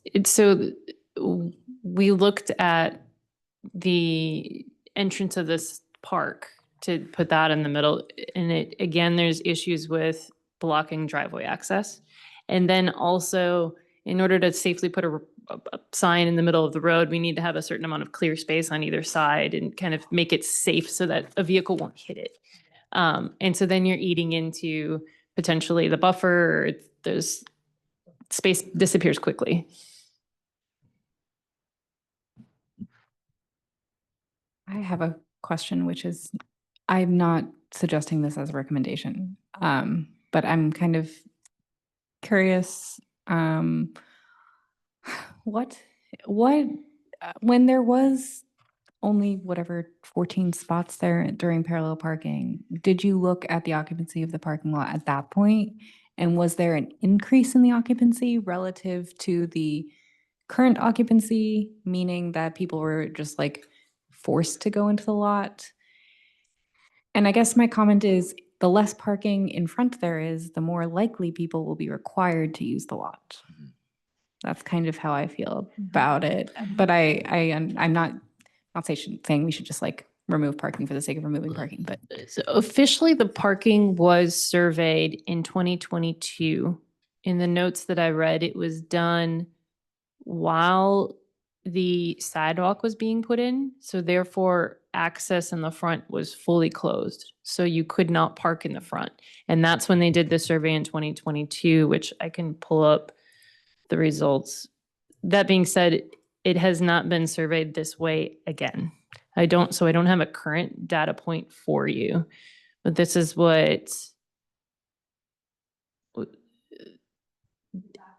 this is the backlot occupancy. And this is during a period of time when there was 0 parking in front of the park? Okay. Correct. Wow. Okay. Yep. And there were events. I love the graphic that was created here. Events happening. Clarify, with Little League games, this parking lot was never, not once, above 90%. Oh, no, I do see once. I'm so sorry. Was one time above 90%. that's 80%. Is that number of spaces? 96 Saturday? occupied Yeah. and 25 vacant is it's 25 like vacant's 100 not over vacant. 125 is. I thought these were percent. Okay. No. Sorry, I wasn't So looking. this is, the highest occupancy is 80%-ish. Actually, it says percent on the side. Oh, it says no on the side. I'm going back to 80%. To the public commenters' point, like it is hard schlepping in, 1, 2, 3 children, backpacks, strollers, snacks. Would it be an option, as long as we're trying to be creative and thinking out of the box, to have like in the back parking lot, some kind of signage, like, how we have like expectant mother parking that's closer, more convenient? Could we have either drop-off parking, or could we have, cars with children, or some kind of designation like that, that would make it easier for caretakers, for parents to get kids in and out of those spaces? Like something right against the like park, what is the word I'm looking for? Like, so you're not navigating the entirety of the parking lot. You're right there by the sidewalk, but in the back area. I mean, there is that now, I was thinking about that myself, and getting creative, I think is the right thing to do here, but there is that kind of natural kind of inlet of the parallel parking spaces that exists today, because right in front of a tennis court, you couldn't have someone back in all the way. You could make that like drop off, and maybe even the, talking with the preschool, you could see if they could have people standing there, like help welcoming the kids out and walking them in or whatever. But I mean, maybe there's parent volunteers, but I mean, I think there are ways that you could, or they could park in the back and someone could drive a golf cart back and forth. But either way, I think there are ways you could address that, or work with the preschool to creatively address that. I am going a bit in the same direction as the folks, Athena, and obviously Commissioner Seabrian and Chair Commissioner Ferguson, asking about the usage of the back lot, because so a little perspective I'll provide was when we were looking at middle before, I did have a couple conversations with Kevin Chen about the back parking lot, and I believe it was going to be restriped. I think that hasn't happened yet, to provide more spaces. And the second question I had was, at the time we spoke to him, we said, when you're walking down if you're going down that driveway toward the back lot and the tennis courts or whatever on the right, you can pull in and park there by the courts. But on the left, there's sort of spaces underneath the dirt or whatever underneath the eucalyptus trees that look like they could be parking spaces. So we asked Kevin about that, and he said that that someone in the city staff or something had said that they didn't want to damage the trees or something like that. But it seemed to me, I think the point I'm trying to make is, if we looked at that acreage, and really utilized it, every single space, and put everything we have into it, I would be leaning toward the parallel parking again, and looking to maximize those spaces, and as much as we possibly, really using every inch of space. And part of the reason I say that is that what I was thinking about, I was reading all the comments about the backing parking and everything else, realizing when we introduced it and talked about it for the first time at the commission, we talked about how it's Stanford, there's Stanford Dish and Stanford Avenue there. There is that kind of parking. It's a much wider street. Like going back and looking at that street, I was, whew, much wider street, just much more cushion for the crazy back in U-turns and whatnot. Whereas that's such a dense area right by the park. And obviously our safety is a big concern that we're all invested in and really working hard on that. It makes kind of the backing in and the sloppy behavior a bit more, undesirable. So I guess I think that we might really want to take a look at whether we've maximized the parking in the back as much as we possibly have, and whether we've really encouraged people through signage and whatnot to utilize that space as much as we possibly can. If I may, through the chair. Yeah. So we did restripe the parking lot on the side. If you recall, they were angled. We made them perpendicular and we added a few more spaces. The challenge with the area by the eucalyptus trees, the parking lot is actually, it's actually hard to have two-way vehicle as folks from the back from PVI are exiting, people are coming in. We also are concerned about the eucalyptus trees to begin with and overall safety in terms of parking right next to them and below them. So we did assess that. If the area is now blocked, we actually have tree logs so that folks don't park by the eucalyptus trees, but we did add parking spaces when we converted from being angled to perpendicular on the side lot. So just to clarify, when we were looking at those Yeah. bar graphs just now, there are actually more parking spaces now than there were when those data were collected. Correct. Thank you. Yes. And the other thing, I'm sorry, did you mean the spaces that are along the side of that road on the tennis court side are now perpendicular? Right, we also created a walking path. So we created a barrier. We moved the wheel stop so that folks can walk along the baseball field right along the tennis courts. So we created space for walking, and then we added spaces. Yeah, okay, that's great. So question about that, sorry, just on the issue of front angle spaces or perpendicular spaces. Was it Commissioner Seaver? Someone said, so now that we know that perpendicular on Middle anyway, based on the presentation, Katrine, that we wouldn't be advocating for straight on perpendicular front spaces, front first parking spaces. Is it on the table to advocate for front angle? I'm just wondering if that's on the table by Middle Avenue, or is that off the table from the city's perspective?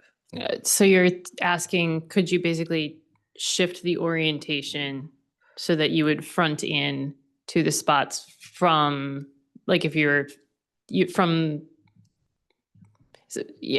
driving from El Camino, that would have the same, so then you would be backing out of that spot. So it would look like. I remember you had the blue lights, right? Yes, I wasn't sure if that was the point, if the conclusion from blue lights was the staff was saying, we don't advocate for we don't recommend front angled parking on Middle. Oh, that's this. Yeah, I guess that was never really on the table. It just illustrates the difference of the visibility. And I guess more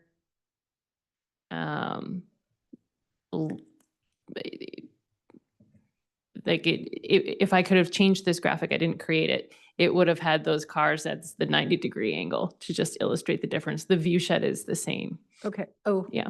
Okay.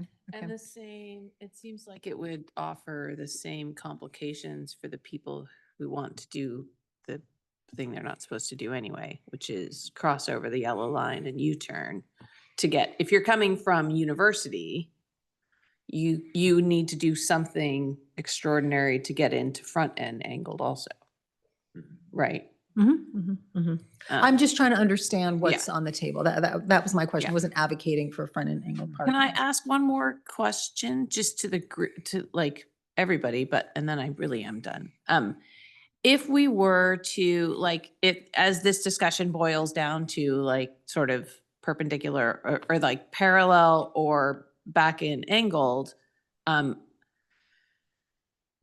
like, I'm totally not opposed to turning it back into parallel because then it really does encourage more people to park in that back lot. I guess, because there has been so much discussion around community input and making choices without community input that I, can't believe I'm gonna make it longer, but, that I wonder if we wouldn't want to ask again, if your choices are these two things, now how do you feel about back-in parking? Like, I'm just curious how those numbers would shift if they knew the choice was parallel or what we already have, is what it sort of sounds like for the safety factors, if nothing else. Well, in response to that, I mean, I agree with Katrine that this data, this isn't a huge data set or statistically significant, et cetera. But there certainly were a lot of open box comments about the back-in parking. And, I go up Middle several times a day, and it does seem a bit of a sloppy situation. I could relate to people saying that people weren't backing in very well, so they were taking more than one space. And I've definitely seen people kind of, I don't know, doing kind of sloppy U-turns and whatnot, to kind of do it. And I've also seen a lot of people just not backing in, so when you look at that from a public policy perspective, you're like, is this working? Or stopping illegally in the bike lane on the other side of Middle, Yeah, dropping off their kid and letting them Oh, cross that's their great, street. yeah. And like that's in addition to the illegal U-turn, that's the other Illegal- illegitimate behavior that I think we've induced, Absolutely. I mean, this really reminds me, well, not visually, but hang in there with me for a moment, of when we put bollards at the corner, which at the time was the most dangerous pedestrian intersection in terms of collisions in on the park, a crosswalk at Menlo and University. So right at the other side of Drager's, right there, Menlo University. And where they just stuck in bollards and everyone's behavior changed. All the car behavior changed before the bollards started getting, like kicked over and stuff. But either way, that was a really interesting thing. Where it's like, oh, if you design it to make them be safe, then the cars will have to turn broader and not cut off, pedestrians in the crosswalk and et cetera, et cetera. So when it comes to the parking, I guess I walked away with the conclusion, reading all the survey feedback and just from observation, that the back-end parking, maybe wasn't working because people weren't really complying. And also those who were, using that space, that parking area, some weren't seemingly using that safely. It felt like we'd reached a little bit of an end of the road. But if people who are here who bike more than I do and whatnot feel that it's really worth it to go and try to make the back and parking work, I'm just curious what people on the dais think, because I was sort of solidly in the camp of, I think maybe this hasn't worked at all. Or I have a few thoughts. Of course. I live right by Newland Park, so I'm in that area all the time. And what I've observed is, yes, frustratingly, there are some cars that don't back in. It irritates me. But I have found that over time, the number of times I see that has decreased. And I think that's just a function of people getting used to the new system. So that's the first thing. The second thing is, I think it'd be a real mistake to revert this to parallel parking unless there's an overwhelmingly good reason from something that has anything to do with safety. Because that graphic that you showed, the sight lines are so much better. It is better for pedestrians, it's better for cyclists, and it's better for drivers because they don't hit pedestrians or cyclists. So I think it'd be a real mistake to revert it to something that actually decreases the sight lines.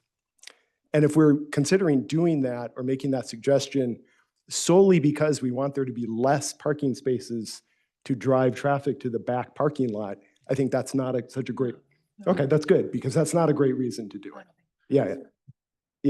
So that, I've found as a pedestrian in that area and a cyclist in that area, I love the back-end parking. It's easy to catch the eyes of the drivers. It's very easy for them to catch the eyes of cyclists. it's a palpable difference. Let me raise another thought around this, which is when I've witnessed the back-end parking sort of lack of compliance or whatnot, it's made me think about downtown. Because from a managing the city, the whole city perspective, I guess the question I ask myself is, well, how is the city asking bicyclists and drivers parking cars to behave? And let's look at downtown for a moment, because it's the most used area of Menlo Park. So how is the city asking those people to interact with each other? So on Santa Cruz Avenue downtown, they're asking, and in many other places, but let's just use that for a moment, they're asking people to mostly parallel park, some front angled parking, parallel park, whatever, and they're asking bicyclists and drivers to interact that way. And I'm sorry, I don't know, but it doesn't seem like there are a lot of collisions downtown. And the reason I went back to that is because is part of the reason that the back-end parking seems to be difficult to get success around, because we're asking them to behave in a completely different way. And when people are used to, oh, I'm in Menlo Park, this is how, parking and driving, cars that are parking and bicycles interact, you sort of get used to it. And there's a level of navigation around it.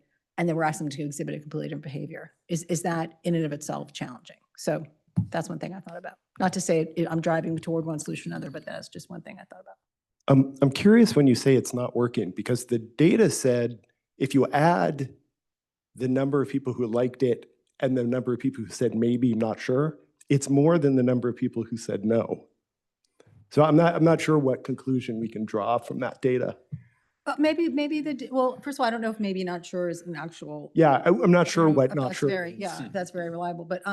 But yeah, I mean, I think, I guess, Scott, one way I would differ with you on that is that we can look at the numbers and how people voted, but I thought that the tone and the examples people were using in the open box comments they felt pretty strongly. That's all I'll say. Can I just clarify something about the parallel parking sightlines issue? Because during the parallel parking era of this, parking area, two things. One was the bike lane was between the cars and the park. So the sightline issue that Katrina was talking about was not relevant. The bikes were on the passenger side of the cars, not on the driver's side of the car. So you couldn't get doored by the driver. You also couldn't get doored by the passenger because there was a large buffer. I have it up in Google Maps right now that was wider than the size of a car door. It was quite big, yeah. It was very big. So the issue then was not a safety issue. It was a quantity of parking issue, and only that.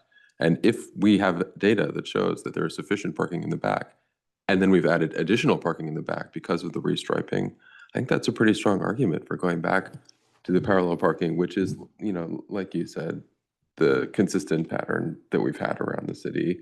It removes this anomalous, parking situation. And that to me felt like a significantly safer experience. That was the only time when I would choose to ride in that section of Middle. Now I worry about the compliance issue, the U-turns issue, the people not knowing how to handle it and what to do issue if you're not local, that question. And it forces the bikers and drivers to interact in a way that we actually showed what the route would be for a fully protected section of this. And there was no evidence that there wasn't enough parking. And I don't really know why we lost that. Yeah, I remember, sorry, but this is just my memory if anyone remembers it differently. I remember Kevin saying at the time that one of the reasons they were reconsidering the parallel parking structure was that people were observing, I don't know if that was staff or residents or whatever, that the bikers weren't following on the sidewalk. They were just going along the side of the parked cars anyway, between the road, the cars and the parked cars. The only thing I'll say, and I really don't mean to sound at all insensitive, because I actually had a friend who was doored in San Francisco and it was horrible when we were in law school, but I guess because I live on a high crash corridor myself, I really, and I do spend a bit of time Middle, but not as much as you, Scott. I feel like bikers and cars are negotiating the door opening thing pretty well these days. I mean, I could be wrong. I think it's because we don't encounter it. Okay, because we've changed. I the don't, way we yeah, bike. I don't know. There are very few places, Oak Grove, a little bit of Santa Oak Grove, yeah. Cruz, where I deal with it. but I'm highly aware Yeah. that that's a possibility when I'm writing those Yeah, routes. yeah. So I would say that it's So not that the perhaps- problem's gone away. Got it. So, and the other thing to yeah. remember in here with, especially like, as we think about changing parking and why sight lanes are so important is because we have a lot more e-bikers in the city. And one of the things that we hear a lot from Yeah. drivers frequently is how fast they come up. Oh, yeah. Right. Yeah. And so keeping in mind that we're probably only going to get more, Right. Right. like I think something that accommodates the fact that Yeah. cyclists will be coming up fast Yeah. is just something we have to remember. Sorry, I have a question. Yeah. Regarding the parallel parking pilot, which I guess I never went to Yeah. Millen while it was in place.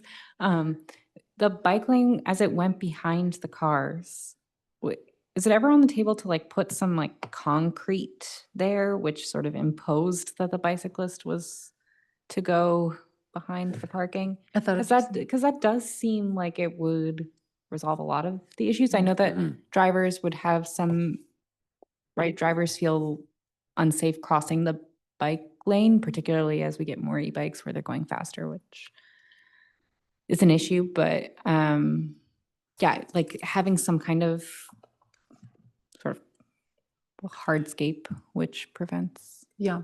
It, I mean, it was only paint in that era, and It it was. required a zigzag movement, It which was a little yeah. bit confusing. It was a little bit unnatural. Yeah. But like, to me, like that could be solved with Yes, I a agree. better paint. We now have much better paint on Middle. Better So we know paint. how to, better signage, better paint. Absolutely. And maybe the the direction could be straightened out a little bit, and would not require like multiple movements. Yeah. I agree with the issue. Like, Yeah. it was a little bit confusing for how to use it.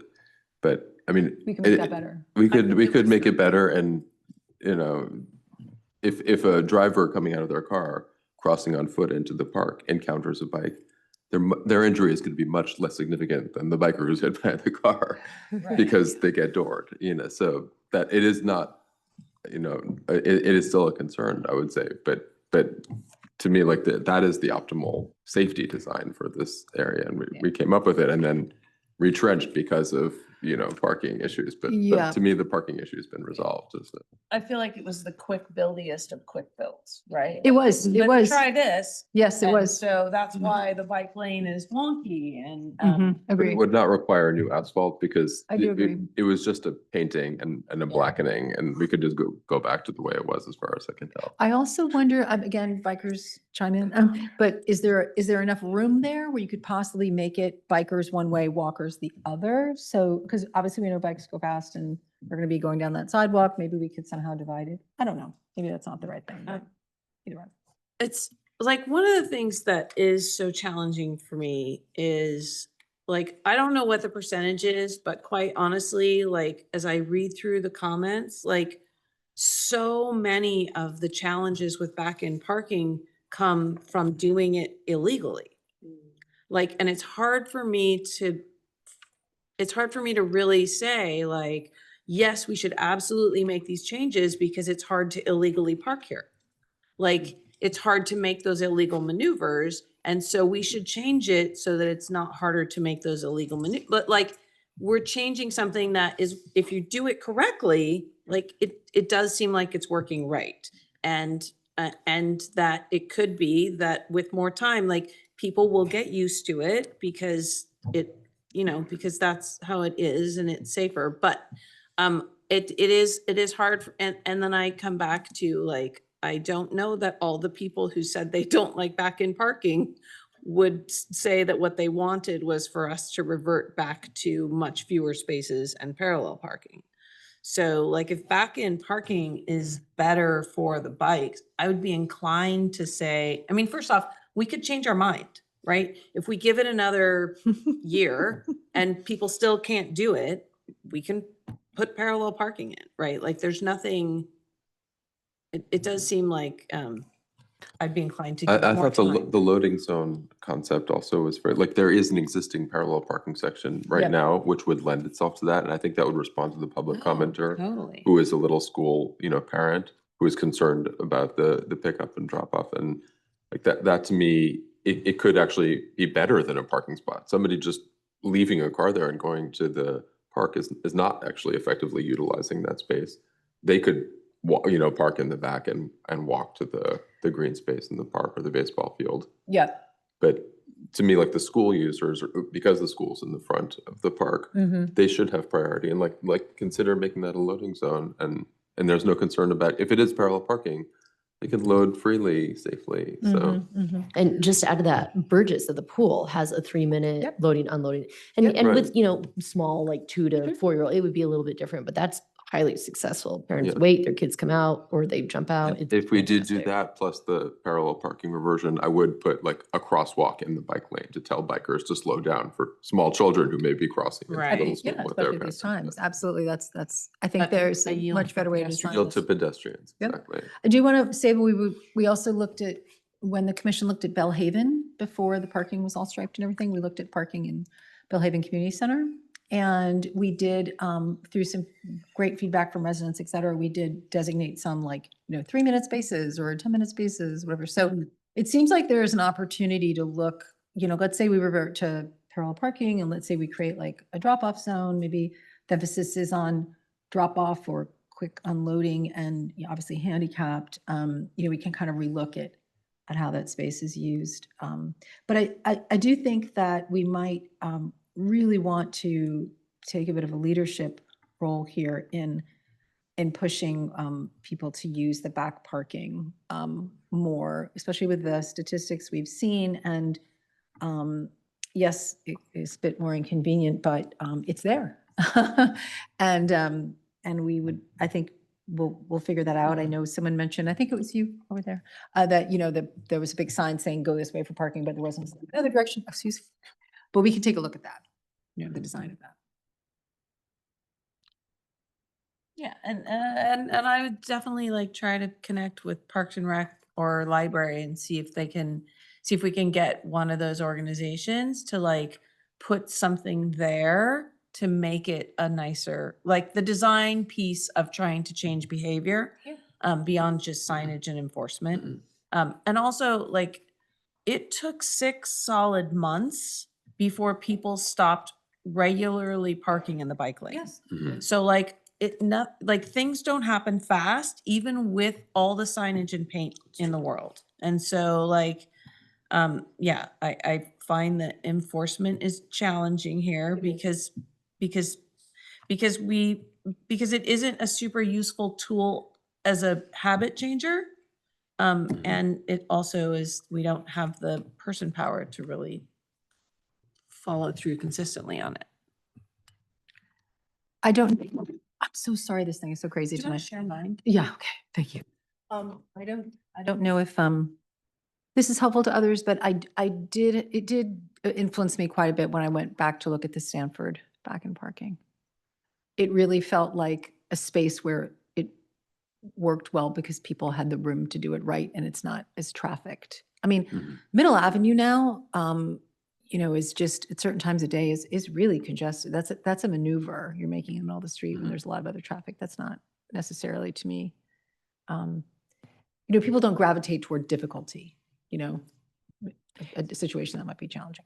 I spent a lot of time on the graphics, so I just want to go back to them really quickly and clarify that the parallel parking is half back in angle parking. Like if you think about the movement, it's more complicated than the back in angle. It's half of that. And so if anyone's having difficulty with the reverse angle in parking, they're going to have the same problem with the parallel. But just to reiterate, the bike lane as you represented here is on the driver's side. The bike lane, when we had parallel parking at Nealon, and what I'm proposing we revert to, is on the passenger side. So that's a very significant difference in terms of the safety of the cyclist. If I may, through the chair, we did receive a lot of negative feedback. That's why we changed the parking. The conflict between the parents unloading, crossing the bike lane, it was a concern over safety, kids just biking through, not stopping, being concerned about crossing the bike lane. So that's where we got back to the office and reassessed what we could do to address that safety issue. So we would have to come back to you all because that would be a concern for us, proposing something that we ended up changing because of the negative feedback and concerns over safety. And the jig jog that you're remembering is partially because of the tennis courts. I don't think that could be smoothed. No, I don't think he was. Mhm. Sorry, in the in the diagram that you have for the existing setup, there are still parallel parking spots though. That's correct? In front of the tennis courts? Yeah. Right, those blue boxes are correct. The Those are majority still will be parallel. back in parking. I have a question regarding front and angled parking to open up another box. I know that we received negative complaints about the amount of parking spaces in the parallel parking situation, but I'm coming back to it. If you cut the number, right, if you just give the front angle parking spaces basically 1 3/4 spots, would that increase the sight lines for the driver as they're backing out sufficient to make that that blue sight cone that you had in the animation enough to cover the, make it comparable to the back in parking? So I'm saying like right, we have space for 26 diagonal spots, but you only put 14 in. And then every other one is buffered with a large amount of space, which is great for loading and unloading children and also would give improved sightlines. It wouldn't help with the backing out part. So the front to back is a part so we could change the width left to right, but front to back is a constraint that wouldn't change. Not in the perpendicular parking, in the diagonal parking. Like front I see. diagonal. So like that. Every other but going away. And it wouldn't be big enough for a full parking spot. Okay. That would be important. Yeah, I think that's a really important thing. But that's an idea that just occurred to me in this discussion. So it would be restriping the back and angle with wider spots, so providing a little bit more room for them to enter the spot. Do the back, you could do it with back end or you could do it with front and angled parking. Either way, that would improve sight lines, that would improve the ability of people to not take up 2 spaces, even though they're kind of already, they will effectively be taking up 2 spaces because there will be half as many spaces. But it's, people won't be immediately confronted with the sight of a car crossing 3 lines. Katrine, can you show us again overhead where we can see those spaces on middle? Thank you very much. So one of the things I'm sitting here talking about is a reminder of that conversation. Go closer to the microphone. One of them. Yeah, there you go. One of the spaces I'm reminded of, conversations I'm reminded of is when we were talking about moving a bus stop on El Camino. And there was a question about how many people does it benefit if the bus stop is closer to the train station and, comparing people who are benefited. I completely sympathize with the moms and dads who are going to everyone who's going to the preschool to drop off their kids. However, it is a smaller number of people than a lot of bikers we're trying to protect their safety right now. And also it's a particular time of day. So I guess I'm really going back to Commissioner Bergen-Bailey, let's get creative. I'm not trying to spend a lot of money here, but when I look at this, I think to myself, yes, it's not so comfortable to, go across the sidewalk. If they're bikers, I get that, I really do. But maybe there's one entrance or, there's like the load-in area for the people dropping their kids off at school is in a particular section of the day, in the morning or whatever. And then, there's one crossing. And that crossing is somewhat controlled with a signage or a flashing light or something or other where they can stop the bikers and go across. And it becomes a known thing. At this time of day, if you're biking, there's this one spot where the parents are going to go here and there. Right. So you got to slow down. You got to be ready. You're going to see them wearing yellow vests, whatever it might be. All I'm saying is that I think I do appreciate the difficulty. I just wonder if it can be addressed because it is fewer people. Of course, we want to, you know, keep them safe and protect what they're doing, their activities, but this is a lot of bikers, you know, in all days of the week who we want to make sure can navigate this part of Middle safely. And the flashing light was installed after this period, and the flashing light actually has done some of what you're describing because it sort of forces you as a biker, if you're going to use the flashing light to cross over to Blake Street, to do like kind of an S movement if you're coming from the park. So there's some like bicycle traffic calming that's been built into the design that is subsequent to the parallel parking pilot. So even if you're on an e-bike, you can't zip down. I mean, it had that zigzag shape, so you couldn't even go that fast then. But I think there, and I looked in Tim's also, there was no conflict between pedestrians and bikes that was registered in the traffic data. So it may have been the perception of fear, but no actual crashes happened there as far as I can tell. So I don't know. I'm leaning towards just restoring the parallel parking, and I think any friction that causes is probably good friction because as we see, like we reduce the speed on the road by 1 mile per hour. That's a good thing. Introducing a little bit of friction is actually, you know, not great. We don't want to introduce crashes, but that actually hasn't happened either. It's just so. Commissioners, if I may, I just want to make a point that for parallel parking and back and angle parking, you won't eliminate that potential U-turn because you still have to do that same maneuver to do a parallel parking.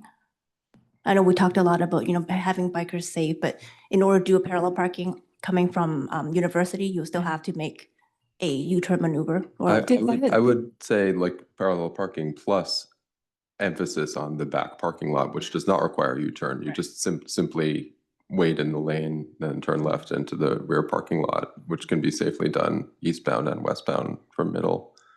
And that we have data that shows that parking lot's underutilized even at peak periods. So I wouldn't do it without having new signage and new information campaign to introduce people to. Even our, you know, transportation professionals didn't know that existed. So like that to me would be the natural complement to reducing the number of spots in the front. And just to clarify, you would recommend reverting to parallel parking with the bike lane as it was before? Exactly. Yeah. Between the cars and the bike with some calming measures like a, you know,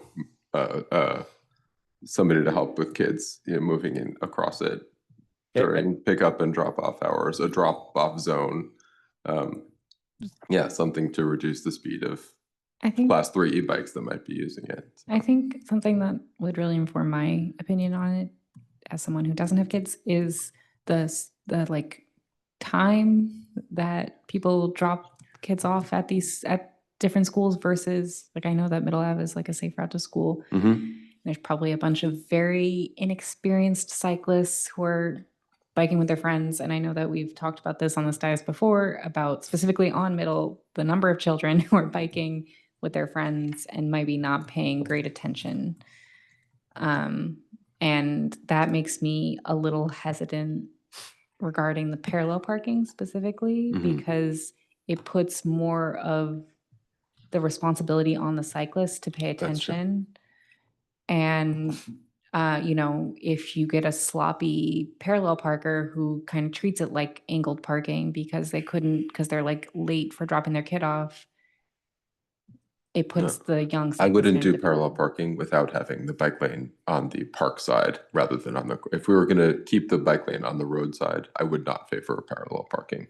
But Sure, if they're but I protected think- by a row of cars themselves, then even No, I'm a big fan of parking protected bike lanes in general. I just think in this specific case, I think you're kind of opening it up to a little bit of chaos, specifically at the time when there are a bunch of late parents dropping off children at their nursery school and also a bunch of late elementary school kids biking, which I think happens at the same time, but please correct me if I'm wrong.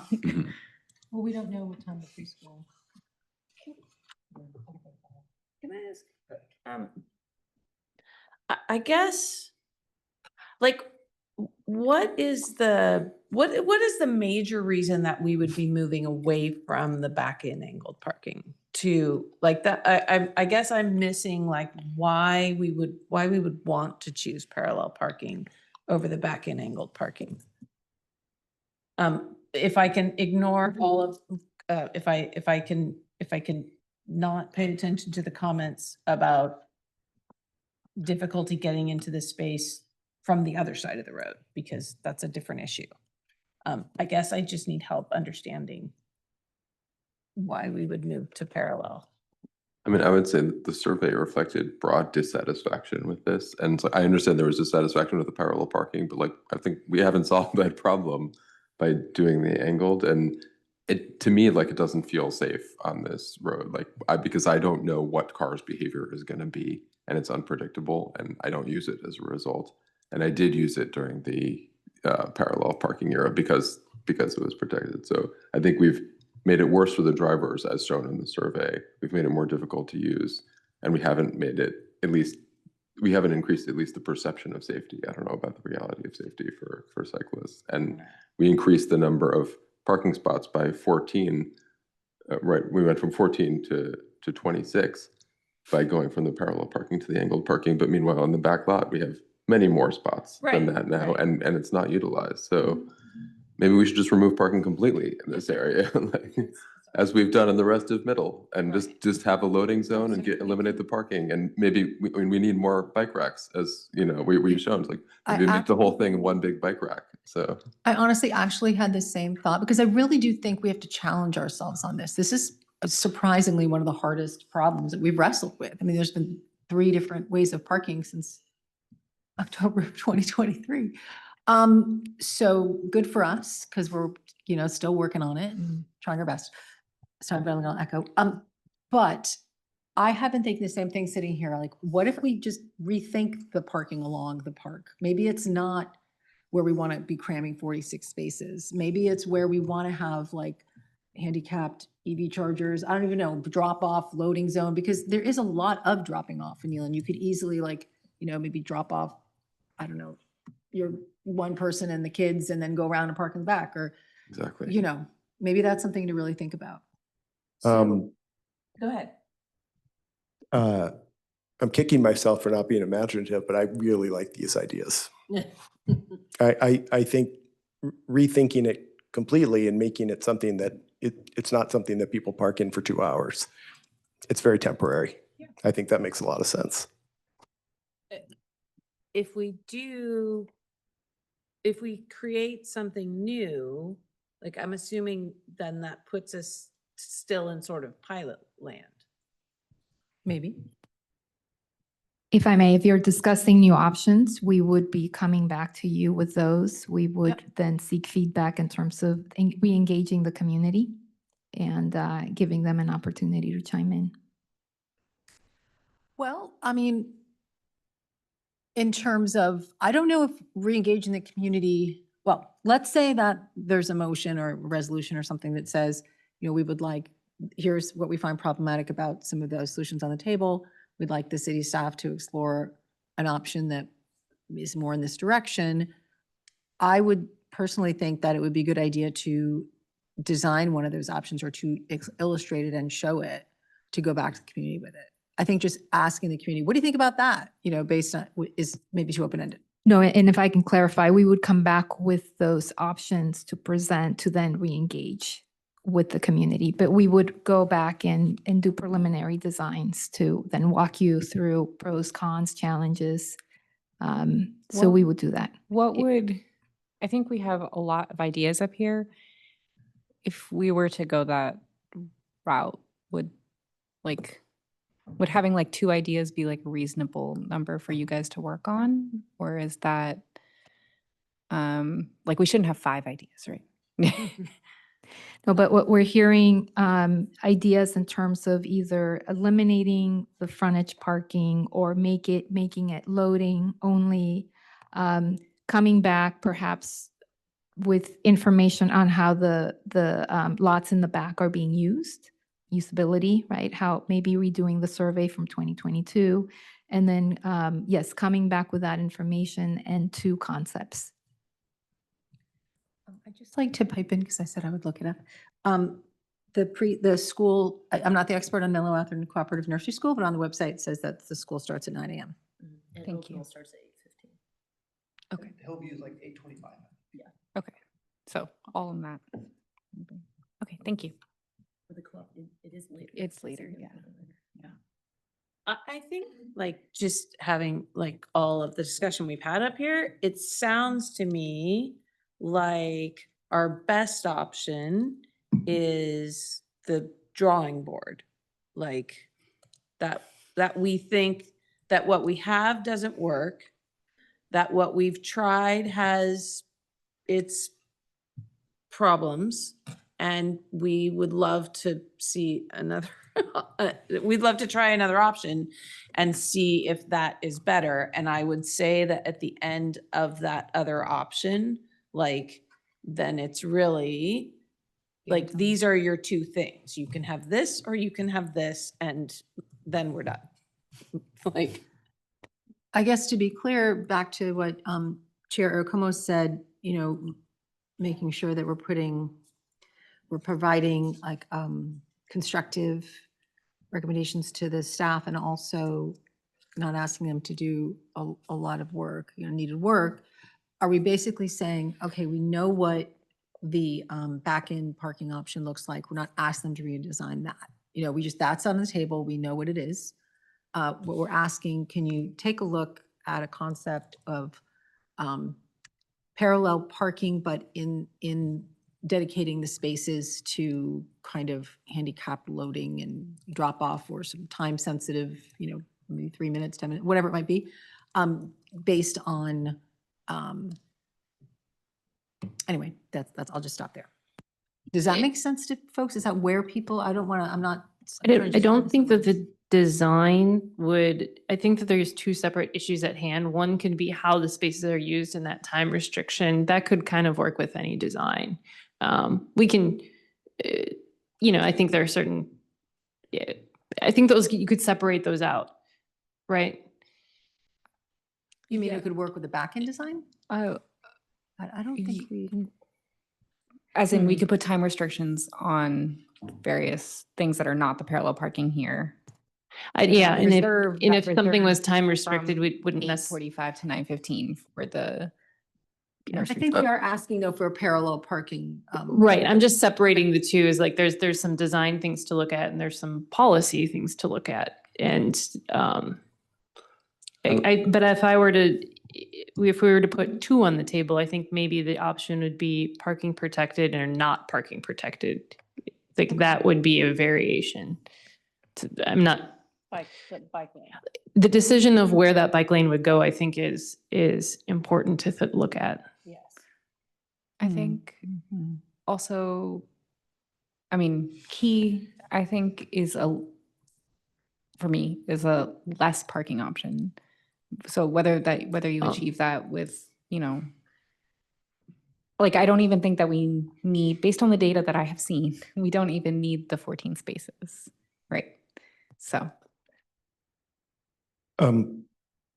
It seems like a lot of this discussion has been sort of like along two different vectors. One is the parking along middle, and one is the parking in the back lot. And the reason why I like this idea about either eliminating or making it temporary is it links the two, because what we really want is to get people to park in the back lot, because that's the parking lot. It's a lot of spaces. It's pretty much underutilized. So anything that we can do to drive people into the parking lot, no pun intended, would be a good thing. So, I certainly wouldn't have a problem with reducing the number of parking spaces along middle from 14 to whatever, because that would, in fact, drive people into the parking lot, and the less cars that are parking on middle is better for cyclists. Well, I think, excuse me, I also think as we've been talking, I've been really just thinking about the diverse needs of the users of the park as well. One of them is the folks who go to the cooperative preschool. But yeah, it just struck me that maybe one way around this is just to think about the behavior, and this we'll find out from the community if we're reflecting their behavior, but that a lot of people probably drop off. There's probably a lot of sort of dropping off of. And then, it seems reasonable to say, go and use the back lot, if you're not dropping off or after you drop off. The other thing is, it just makes sense to me in terms of the preschool behavior to have kind of a drop off or a loading zone. And I imagine there's a lot more other needs for that. Like, okay, drop off, take a 10-minute spot, unload all the birthday stuff, and then like pop in the car and go park permanently. Seems like a behavior that I've definitely seen. And also, of course, we're thinking about the safety, right, of the bikers. And I did want to return to what Katrine said, because I wasn't sure if there was consensus on the dais to look into both, or ask the staff to look into both protected and unprotected bike lanes. I defer to the bikers. I got the feeling that people were not so supportive of looking into the bikers going along the road between the parked cars and the moving cars. I guess that might change. You might change people's minds if it was just a loading zone area. I feel like with a loading zone, I It would would be be okay. less likely to want it to be between the cars and the Okay. bike lane. I feel like loading zone is really just like a zip in, zip out, and people, I don't know, that's my work with loading zone, my experience with loading zones. 10 minutes because you got people with small kids. No, I understand. Okay. But I like when you're parking, I just am imagining late people. I feel like what I've been thinking about mostly is people who are running late. The car is zipping in and zipping Oh. out, and they are not looking for bicyclists. Right. That's what I'm imagining. So I would want to add just two little thinking points to this. One of my concerns, like part of what I remember, I remember one of the biggest complaints about the parallel parking is that there weren't very many spaces. So I Yep. think whatever we do that removes Yeah. spaces from the front, like we are 100% going to hear about that. My concern is that my memory of that period of time coincides with the period of time when we did not quite have enforcement. I'm concerned that if you take away a bunch of spaces along the front of Nealon Park, that we're going to have a return to a bunch of people parking in the bike lane on the opposite side of that street. That may or may not happen, but those things were happening during similar times. Now, enforcement stepped up, and generally people aren't just habitually parked there, because at the time, like there'd be 6 cars in a row parked in the bike lane, like every day. So, so my concern is that when we remove some of that parking, that we're going to see some of that behavior, because we don't wait well here. I mean, I'm curious, Azalea, what your thoughts are just off the bat around the, the promise or potential of rethinking the space. Maybe it's not completely loading and drop off. Maybe it's not completely that. But just based on the needs of the community and the usage of the park, et cetera, do you see, a portion or some of it being for that purpose? Does it make sense from a policy perspective? I think in terms of direction and feedback, I think it's worthwhile to reassess and look at whether there are, better options. We do need, we heard loud and clear that there wasn't enough parking when we were doing the pilot. We heard loud and clear that people did not like the jog of the bicycle lane. We did introduce something that is new to Menlo Park. I think we do see fewer and fewer vehicles parked incorrectly. We do know that U-turns are an issue, and they would be an issue regardless of the type of parking. We've struggled to figure out how to address that because of the driveways on the opposite side having signs in the middle of the median. So we've struggled there, but we can go back and reassess. So I think we can present to you some ideas based on how we see the lots used and during the times. So we can come back. What we're hearing is maybe something more creative in terms of just the use of the frontage.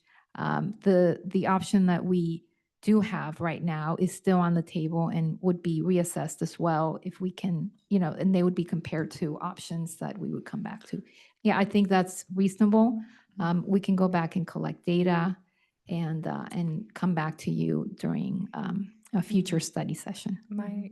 One thing I would add to that is, in addition to education about the whatever back in parking, which I think in what you've just described would stay in place as it is now, and people would continue getting used to it and maybe would improve in,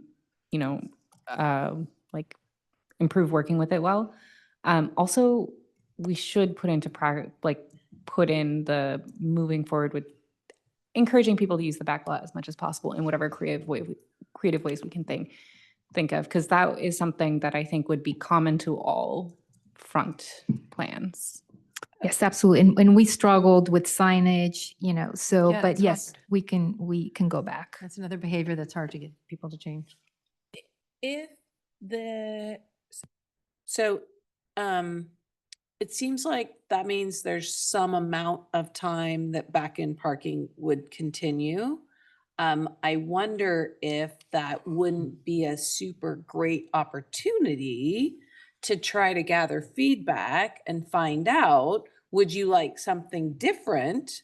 Or would you like to stay with what you have because anything different will have fewer spaces in front? Like just out of curiosity, do they, and how would we feel? Like if we felt that the back-in parking resistance were over because the choices are not better, would we be okay with back-in parking? And if not, then we're good to go with the new plan. But I just thought it might be an opportunity to kind of assess where that feeling is, and maybe we don't. And anyway, that's my thought. But before we close this out, I just wanted to point us back to one survey item, which is, what is your primary mode of travel to Nealon Park today? 60% were walkers, 21% were bikers, only 41% drivers. There you go. We're spending a lot of time concerned Yeah, about yeah. the needs of drivers, but Commissioner Cole, you were talking about like the diversity of Yeah. users there. Like, this is one of the few spots in our city Yeah. that is majority, alternative modes of transportation. you're right. Driving is the alternative here. You're right. And so, It's a good like, point. let's design for that need, Power user. but the power, exactly. yeah. So I'm not saying to discount the parking question, but I also don't think that this is one spot where they don't necessarily have priority. Yeah, yeah, that's a really good point. I just have my last aspirational comment about Nealon Park. The issue of prompting people visually to drive to the back and to not think of that as a hurdle or a barrier or a bad idea, the back parking lot. If I'm remembering correctly, when you turn into that, driveway to go to the back parking lot, there's kind of like a grassy area on the right, like before the tennis courts begin. And I hate to ask, but I almost just wonder in terms of like increasing spaces, blah, blah, blah, if we could possibly add spaces there. It would be like a visual cue of like, yes, there's parking down here. And also maybe adding a few spaces. I can't tell from this overhead thing. So again, it's a little bit of a, maybe too pie in the sky, but, and maybe it's too expensive. But I do think that, maybe there's a way to just get people down that road and add a few spaces. So my last comment there. Okay. So I guess we talked about Nealon. Okay, I'm going to summarize, which is, I think that staff can do a little bit of creative work on a design which explores, alternative parking strategies and bike lane strategies with all the things that we've discussed up here tonight. Do we need to make a motion on this? Yeah. Or not, I'm not saying now, but can we just put this out of our minds? Or will we need to make a motion since you guys brought it as an agenda item? I think you can make two separate motions if you want to make a motion now for Nealon and then make a second motion later for Blake. That might, rather than holding that all that in your. Yeah, okay. Would anyone like to make a motion? Okay, so let me try to summarize. So my motion, I think, would be to generate two options. One of which would be removing parking completely and supporting more education for drivers to use the parking lots in the back. which have these additional spots and possibly even adding more, to your point.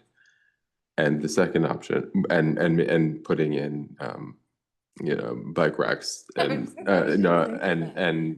other, like the other infrastructure that we would need. The other option would be a version of the parallel parking that takes into account all the changes that were made subsequent to the previous parallel parking experiment, meaning a new design that shows the flashing light, that shows the new, concrete that's been put in there, and would add safety, protect crossing for preschoolers as well who are using middle school, and we could evaluate those two options alongside the status quo, and then we would come back and review those.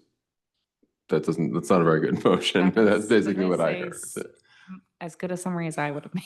Well, the one thing I would maybe just clarify is in the first option where you're saying moving parking altogether, do you mean converting parking to temporary parking? Loading zones. But have to be. Loading zone But still have for to be parallel. a parallel loading zone for middle school access, but no long-term No parking. long-term, like, Yeah. okay. Like you can drop. But that, as Katrine was saying, like, that's kind of a policy. Yes, decision. okay. I think about like the duration of the loading zone and how we'd set it up. But I think we do need a visual design to see like, how could this work and would it flow, Okay. So there's one option where there's parallel parking in there and it's not just solely loading or temporary or drop off. There's actually some parallel parking happening. Or loading. Yeah. Yes. or And then the mixed, other or option would hybrid be or something. remove cars completely and just make it a car-free zone and put in bike parking, and just put the parking in the back. Where did that one come from? Was that one of the options? Like no cars can park there, loading, drop off, anything? I mean, that That's like a freewheeling. if we only had 14 spots there and there's, Okay. how many more did we add in the back with the restriping? Much you'd more almost- than 14. How could you prevent there to be park? Sounds a little, well, that sounds like a lot of money and work to like prevent parking. Put in bollards there, the way we have bollards on Blake Street, right across the street from it. I think I personally don't know if I vote for that part of the. design. We're asking I to guess- generate two design I guess concepts that we Okay. can look at. The motion is for a design concept, two design concepts in addition to our existing design, back-end design, which we think is the best possible version of the back-end parking, probably. Pending, but aside from like loading zone stuff, but. Could you give us 2 or 3? I think we need to play around with the location of the bike lane. Yeah, I thought you were Yeah, gonna say yeah. that, yeah. Mhm. The one is parallel parking with protected bike lane or not. And the other is parallel parking that consists of a hybrid mix of loading and non-loading and permanent, or completely loading and drop off with the protected or non-protected bike lane.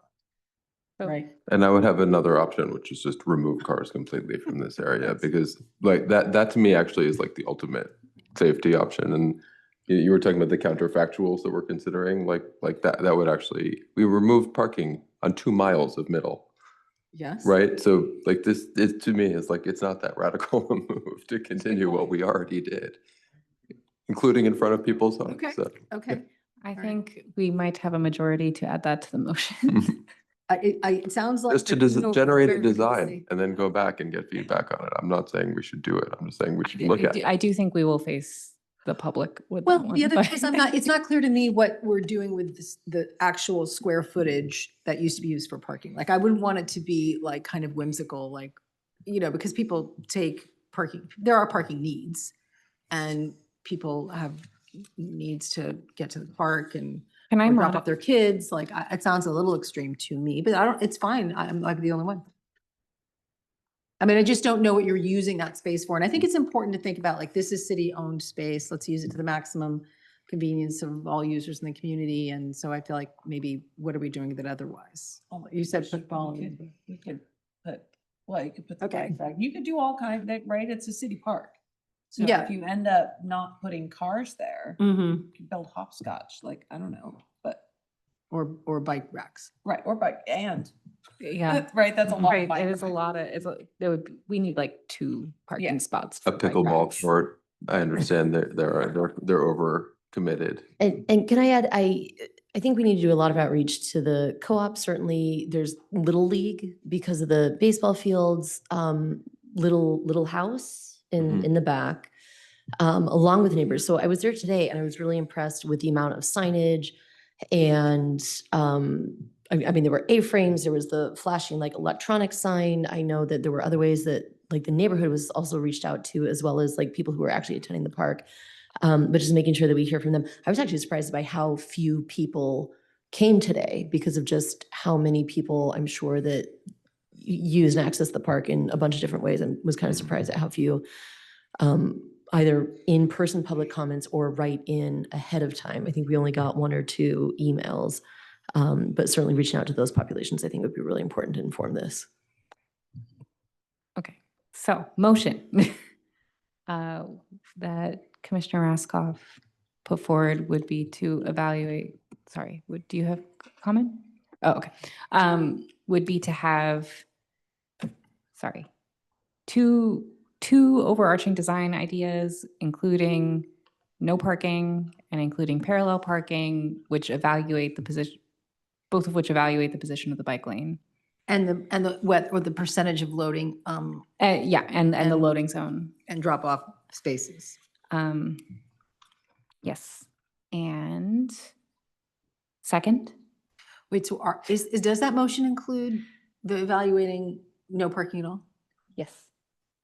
Okay. That's fine. I mean, if it's. We got really far down the road. Yeah. I mean. I wish I could vote for some of it, but. Yeah, that's fine. Commissioner Raskoff, how do you feel about like 3 parking? Like significantly, you want to see the full, you would like to see the design with absolutely no parking? I think just Handicapped and drop off for school. I don't think Commissioner Raskoff is suggesting that we do it. I think he's just suggesting, I mean, Let's look he's at right it, here, yeah. so he can say. Looking at the spectrum. Yeah, I think that's a great. and All I right, think, vote for that. yeah, and you know, maybe moving the Overton window also in terms of, you know, what's reasonable here. Okay, we're asking But- the city to consider those questions in the design. Yeah. Okay. We tried back-end parking. We can do anything. Okay. So those are the 2 design ideas, including loading zone and position of the bike lane. Okay, from Commissioner Raskoff. Is that, do we need him to? So he made the motion. I guess we need and someone to then second. I think Scott seconded. Yeah. Yeah. So now we just need to vote. Vote Okay. Aye. unanimous up here. Okay, sounds good. Okay, let's talk about Blake. Let's talk about Blake. I think the vast majority of public opinion was pro Blake closure. My comment is that the Recology thing is a difficult situation, but not unprecedented, and therefore not disqualifying to me. And I don't know, that's how I feel about it. I just want to, I have more than an academic interest since I actually walk across the street on that crosswalk and onto Blake every day. And it is noticeable how much safer it is.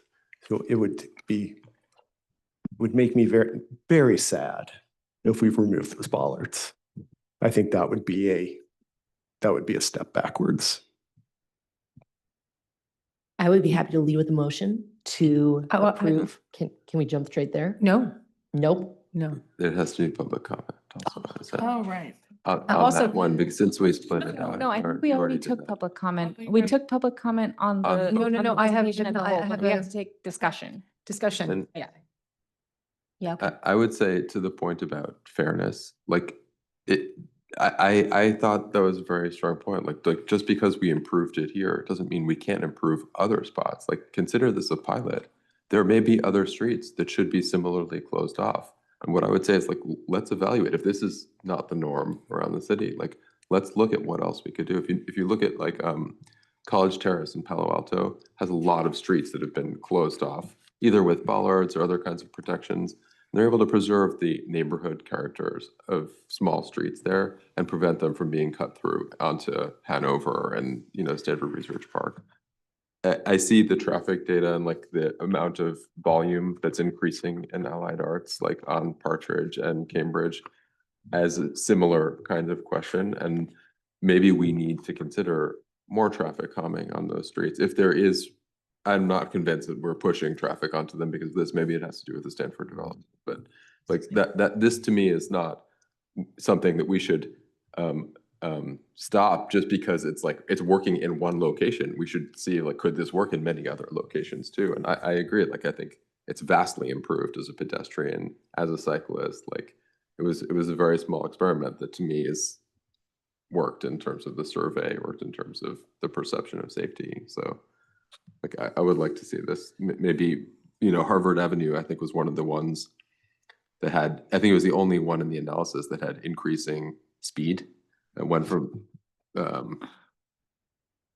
no, I'm mistaken. It went from 25 to 23 miles per hour, but it's the fastest small street here other than Middle Avenue, which is the collector. But maybe Harvard should have a similar kind of treatment, traffic calming kind of treatment, or, road diet. So that was my comment about the fairness of this. Like, we should do it and we should expand it. Do more. Do more of it. So I have a different perspective that I'll offer, just based, I think there might be a different, let's see if I can, I think for some of the ways that comments are being made, like maybe my perspective's different is because a little bit, I was there on the commission when this was first discussed, so I remember it as like an option. I think it's been a pilot for 2 years, so it's almost like in people's minds, the way, almost it's always been, or something that if we don't do it, then we're sort of taking it away. But at the time when the commission and council voted on it, it was considered, very temporary pilot, just to test something out. So here's my opinion. So if you go back, can you, sorry, Katrine, could you please put up the picture where you showed the traffic calming measures now that exist? Thanks so much on the road. So a couple of things. I really, instead of thinking about the closure as it exists today, I personally look at this as like, what was the problem we were trying to solve for when this conversation began? And I think that the circumstances and the protection of this street, especially around Blake, has changed. My screen just went dark. Has changed so dramatically since this was first considered. So as you can see, like since when we went back, I know it's late, whatever, but I'll just quickly summarize. When we were through the meeting, as Katrine was taking us through like the chronology of this, why did we do this? What were the reasons, et cetera, et cetera. And what they talked about was, people going down Middle and turning right into Blake, right? Or maybe people coming out of Blake and making that right onto Middle. But that intersection was worried people, and you talked about that in your comments, the safety of that intersection. And I understand that because I live in Santa Cruz, so I see a lot of those behaviors. I think the city has largely solved for it. I mean, I think when you look at there's flashing speed indicators on either side of Blake now. There is the protected intersection across Middle with the flashing beacons. There's the speed bumps here. The more I look at this and the more I listen to the public feedback about, the relief that Blake is safer, I think what we were trying to solve for was to make entries into Blake Street feel controlled. I think we were trying to solve for some of the issues around that intersection. The speed going down Blake, 19 miles per hour, both before and after the pilot, it feels like when I look at the data, that the entry or the one block of Blake is actually operating at a very safe speed, one of the lowest speeds of all these streets before or after this took place. But either way, the speeds are safe. And I do think when you look at other streets around Blake where the traffic has gone up, I have two questions around that. One is, isn't it reasonable for the traffic to be going up when traffic is going up in Menlo Park all over the place? As someone mentioned a couple of months ago, 18,000 cars go down Santa Cruz Avenue every day. Like, yes, this town is changing. And do I think it's unreasonable to ask people who live on Blake Street to have their traffic go up if the speed is being held down, and other places around them, the traffic is going up too. So I think the solution that came up with this pilot somehow isolated this block where it does sort of create a nice community. I know people talked about, social people chatting on the street. I know someone once called in and said, kids are playing on the street. Can we reinforce the bollards? And we were all like, that's not what streets are about. People live on public streets and they should be used. So for me, when I look at this, I personally think that if people want to make that intersection safer, and there's still some concern on the part of people on Blake that they're vulnerable because they're near the park and they're near that crossing, I would say add a what's it called? Elevated crosswalk? What is that called? Raised crosswalk across Blake there, right? And make sure that you're protecting the intersection, or that protecting people on Blake who are going to use that cross on Middle, whatever. You help them protect against people who are taking that right from Middle, if that's one of the things they're worried about. No, I'm talking about if you're crossing Blake, the south side of Middle, put like a raised crosswalk there. Like here? Like there, yeah, right there. Because one of the things they were concerned about from these red arrows was people turning right off of Middle, right before they got to the intersection. So you could make that safer. And the reason I think it's important to look at other alternatives is, I know it's hard to push back on a block and other people in the neighborhood who really love having the Blake closure, but I do disagree with commissioners who are like, let's look at other places to do this, because I actually think closing a road is a big deal. I mean, I think there's another side of this, which is that we want to have a city where people can navigate easily and there is access. I think that's important. I think if you close a road, I personally think that that's not insignificant. I know people are saying, well, the Recology trucks doesn't really matter that much, but honestly, I've never seen a more unsafe thing in the time I've lived in Menlo Park than that Recology truck just whipping backward into College Avenue on several occasions. So I do think that's significant. I do think that why shouldn't that be open to people going down Middle as a right turn? I mean, people are using the streets and there's a lot of congestion on Middle. I don't know why we're concerned with that happening, because that's what happens on city streets. If we make that crosswalk even more safer, we're continuing to pay attention to that block. But yes, I'm not of the mind that we should be closing streets off. That is not something that I feel is something that we should be doing as a policy, or look for other places to do it. And I also think that there are plenty of other places, let's talk about Arbor for a minute, that are very much like Blake. They're across from Jack Lyle Park. They have a crosswalk right there, right? And what did we do to help them feel really safe there? You all city staff added a raised crosswalk at the church. So this is not an unusual design problem. This is like a pretty common traffic street safety problem. And I think that it can be addressed the way we would address it on any other block. And I think by closing the block and continuing to close this block, I just think it's not a replicable solution. And I think it's too big a solution for what's at hand. I think it can be solved in other ways that we could replicate in other places, and we have even on this street. So that's where I come out on it. I'm sure that's not a popular viewpoint. I do really sympathize with the people on Blake, because honestly, I feel like the pilot might have just gone on too long, because the Nealon parking pilot was going on too long and they were kind of connected.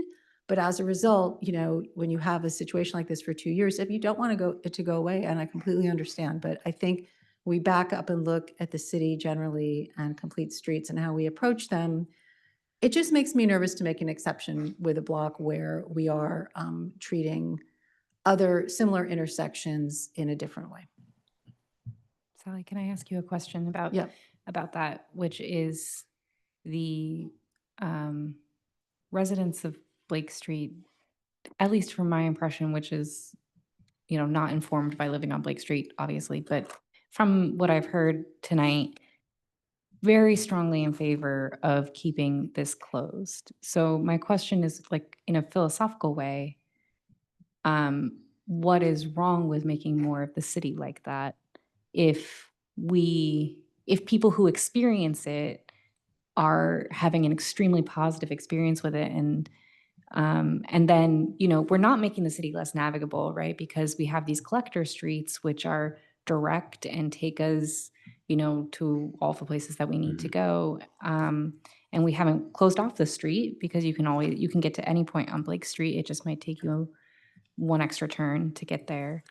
I disagree. I mean, we just have a different approach. I think that this isn't a street that's like a cul-de-sac or has a natural end. This is a connector street. The map shows that.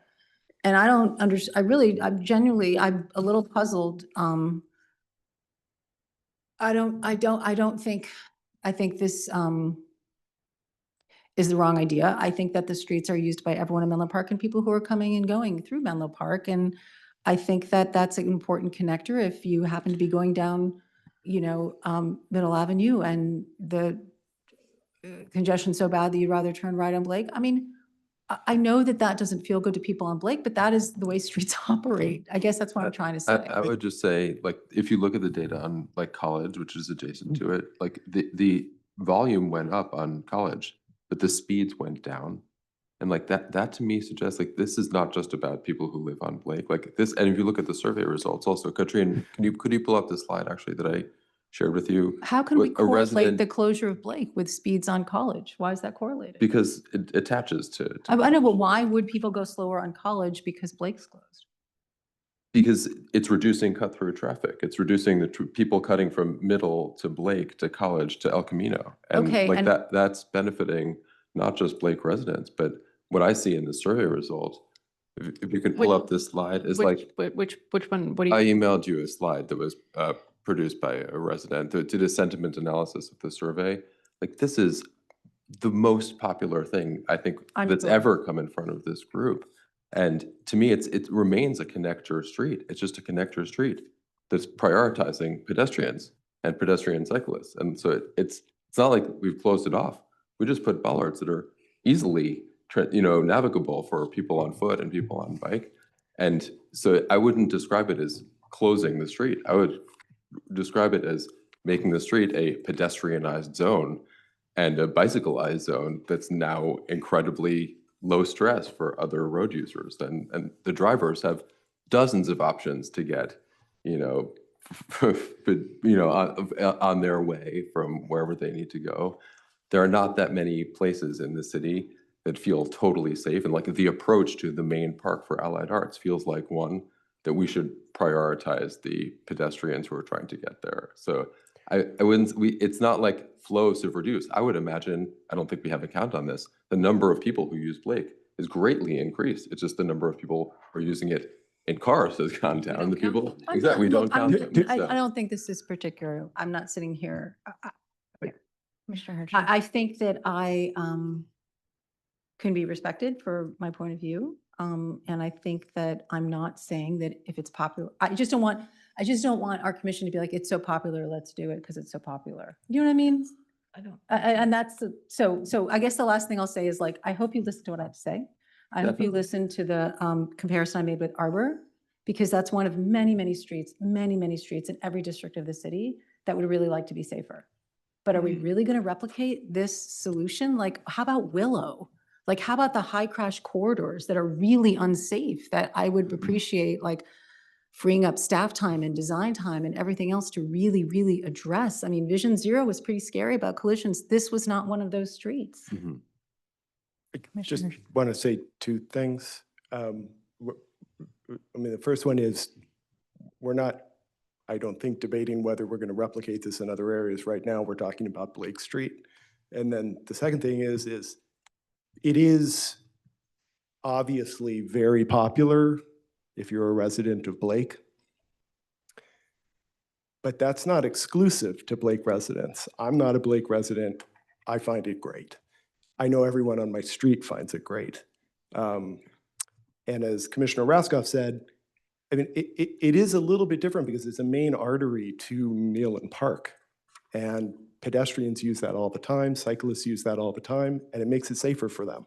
I just think we've gotten really solipsistic about this one block and this one area. And we live in a pretty big town with a lot of kids going to parks, and there are a lot of needs out there. And this one is really standing out to me as something that we've done something kind of extreme on. And don't know if it's warranted. I appreciate that it's popular. It's not exactly easy for me to talk about it and oppose it because I know it's really popular.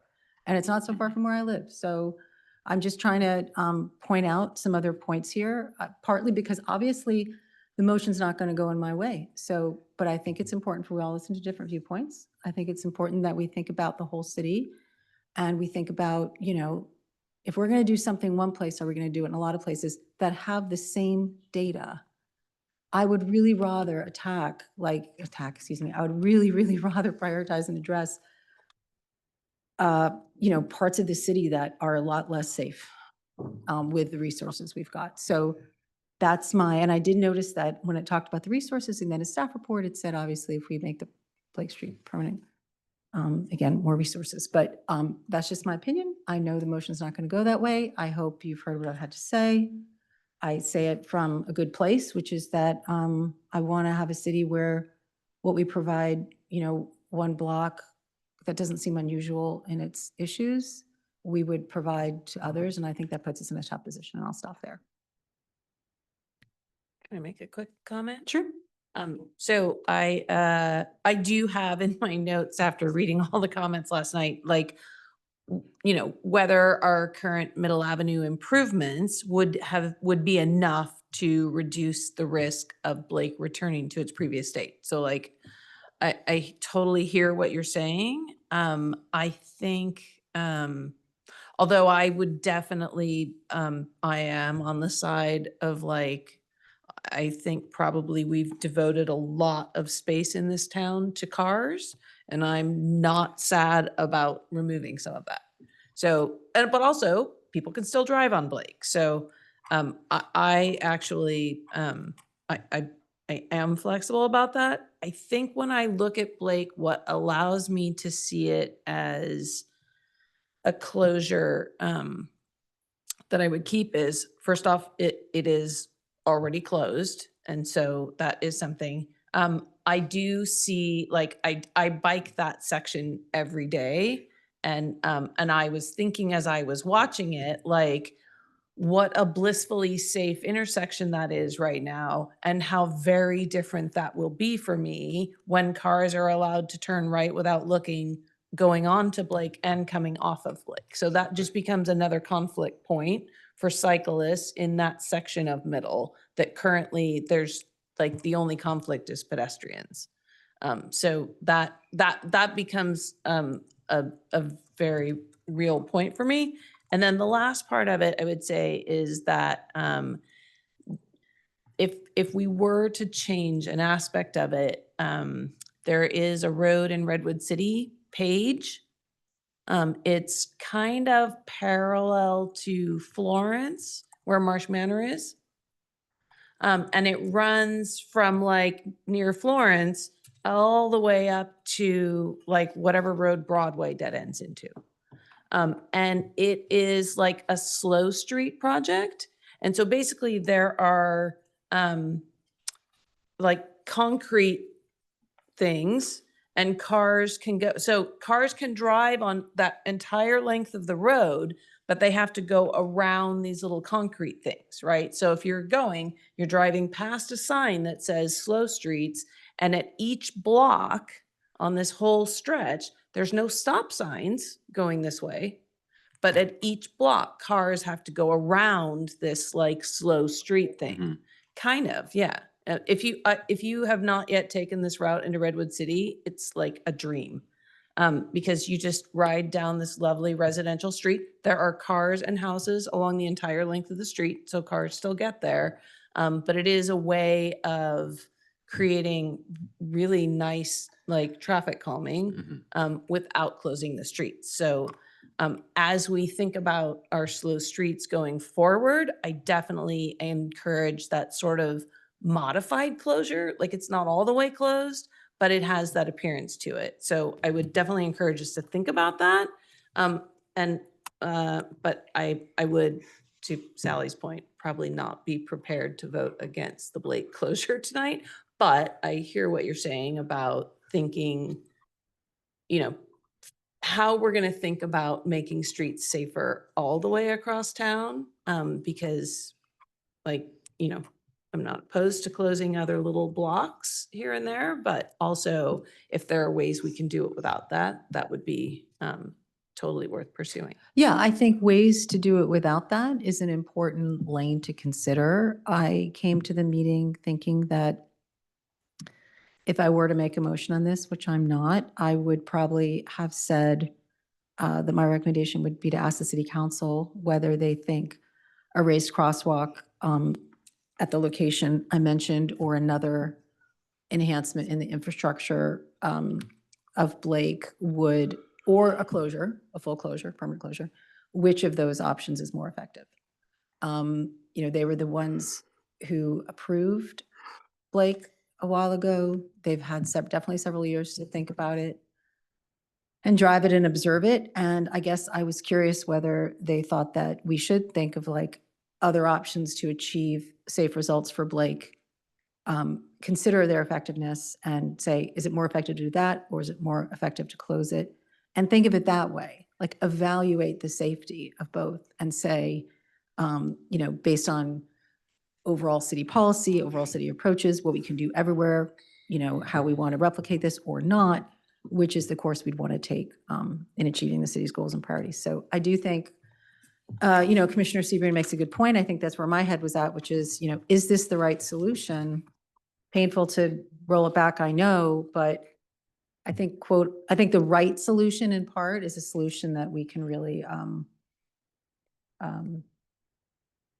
serves all users, and also we could replicate as a city, and we should be prioritizing. I mean, if you're asking us to replicate it in a lot of places, you're asking the city to make that a huge priority. And right now I think that there are other priorities, and I wouldn't sign the city up for a lot of communities lobbying them to close off blocks, in my opinion. So that's where I am, and that's it. Thank you for the discussion. Would anyone like to make a motion? I'll make a motion to keep the bollards as is. Is that I think you mean a permanent closure. permanent closure? I think would the phrasing be to recommend the permanent closure of the, yeah. I recommend the permanent closure of Blake Street on Middle Avenue. Second. All right, vote.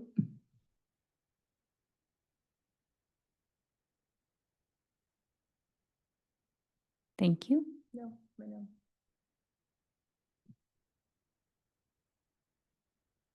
The motion is adopted. So I think we can conclude this item and move to informational items. Under informational items, city staff provides an update on matters of importance to the commission. Informational items are not action items. However, a commissioner, city staff member, or a member of the public may request to make a comment or ask a question on any of the informational items. The first informational item tonight is F1 update on major project status. Katrine, are there any major project status updates? I have updates that are major projects in terms of the staff is working on and going to bring to the Complete Streets meeting. So we are scheduled to bring the Slow Streets project to you soon, shortly. We are scheduled to do that. And also there will be a Public Works Department overview as well coming up.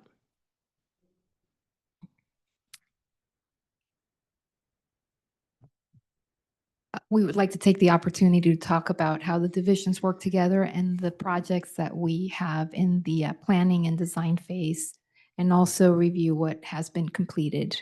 So in preparation for our 5-year CIP. That concludes my comments. Katrine, could you call for public comments on this item? For virtual attendees who wish to provide public comment, you may engage the raised hand feature, or if you're calling in from a landline or cell phone, press *9 to raise your virtual hand. If you are participating in person, please fill out a speaker card from the back table and bring it to the clerk's desk, and please wait for your name to be called. You can then step up to the podium to make your comment.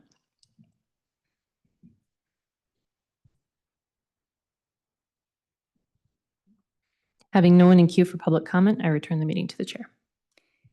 Thank you, Katrine. Are there any committee or subcommittee reports? No? Okay. I would like to adjourn the meeting at 9:40 tonight. Thank you, everybody.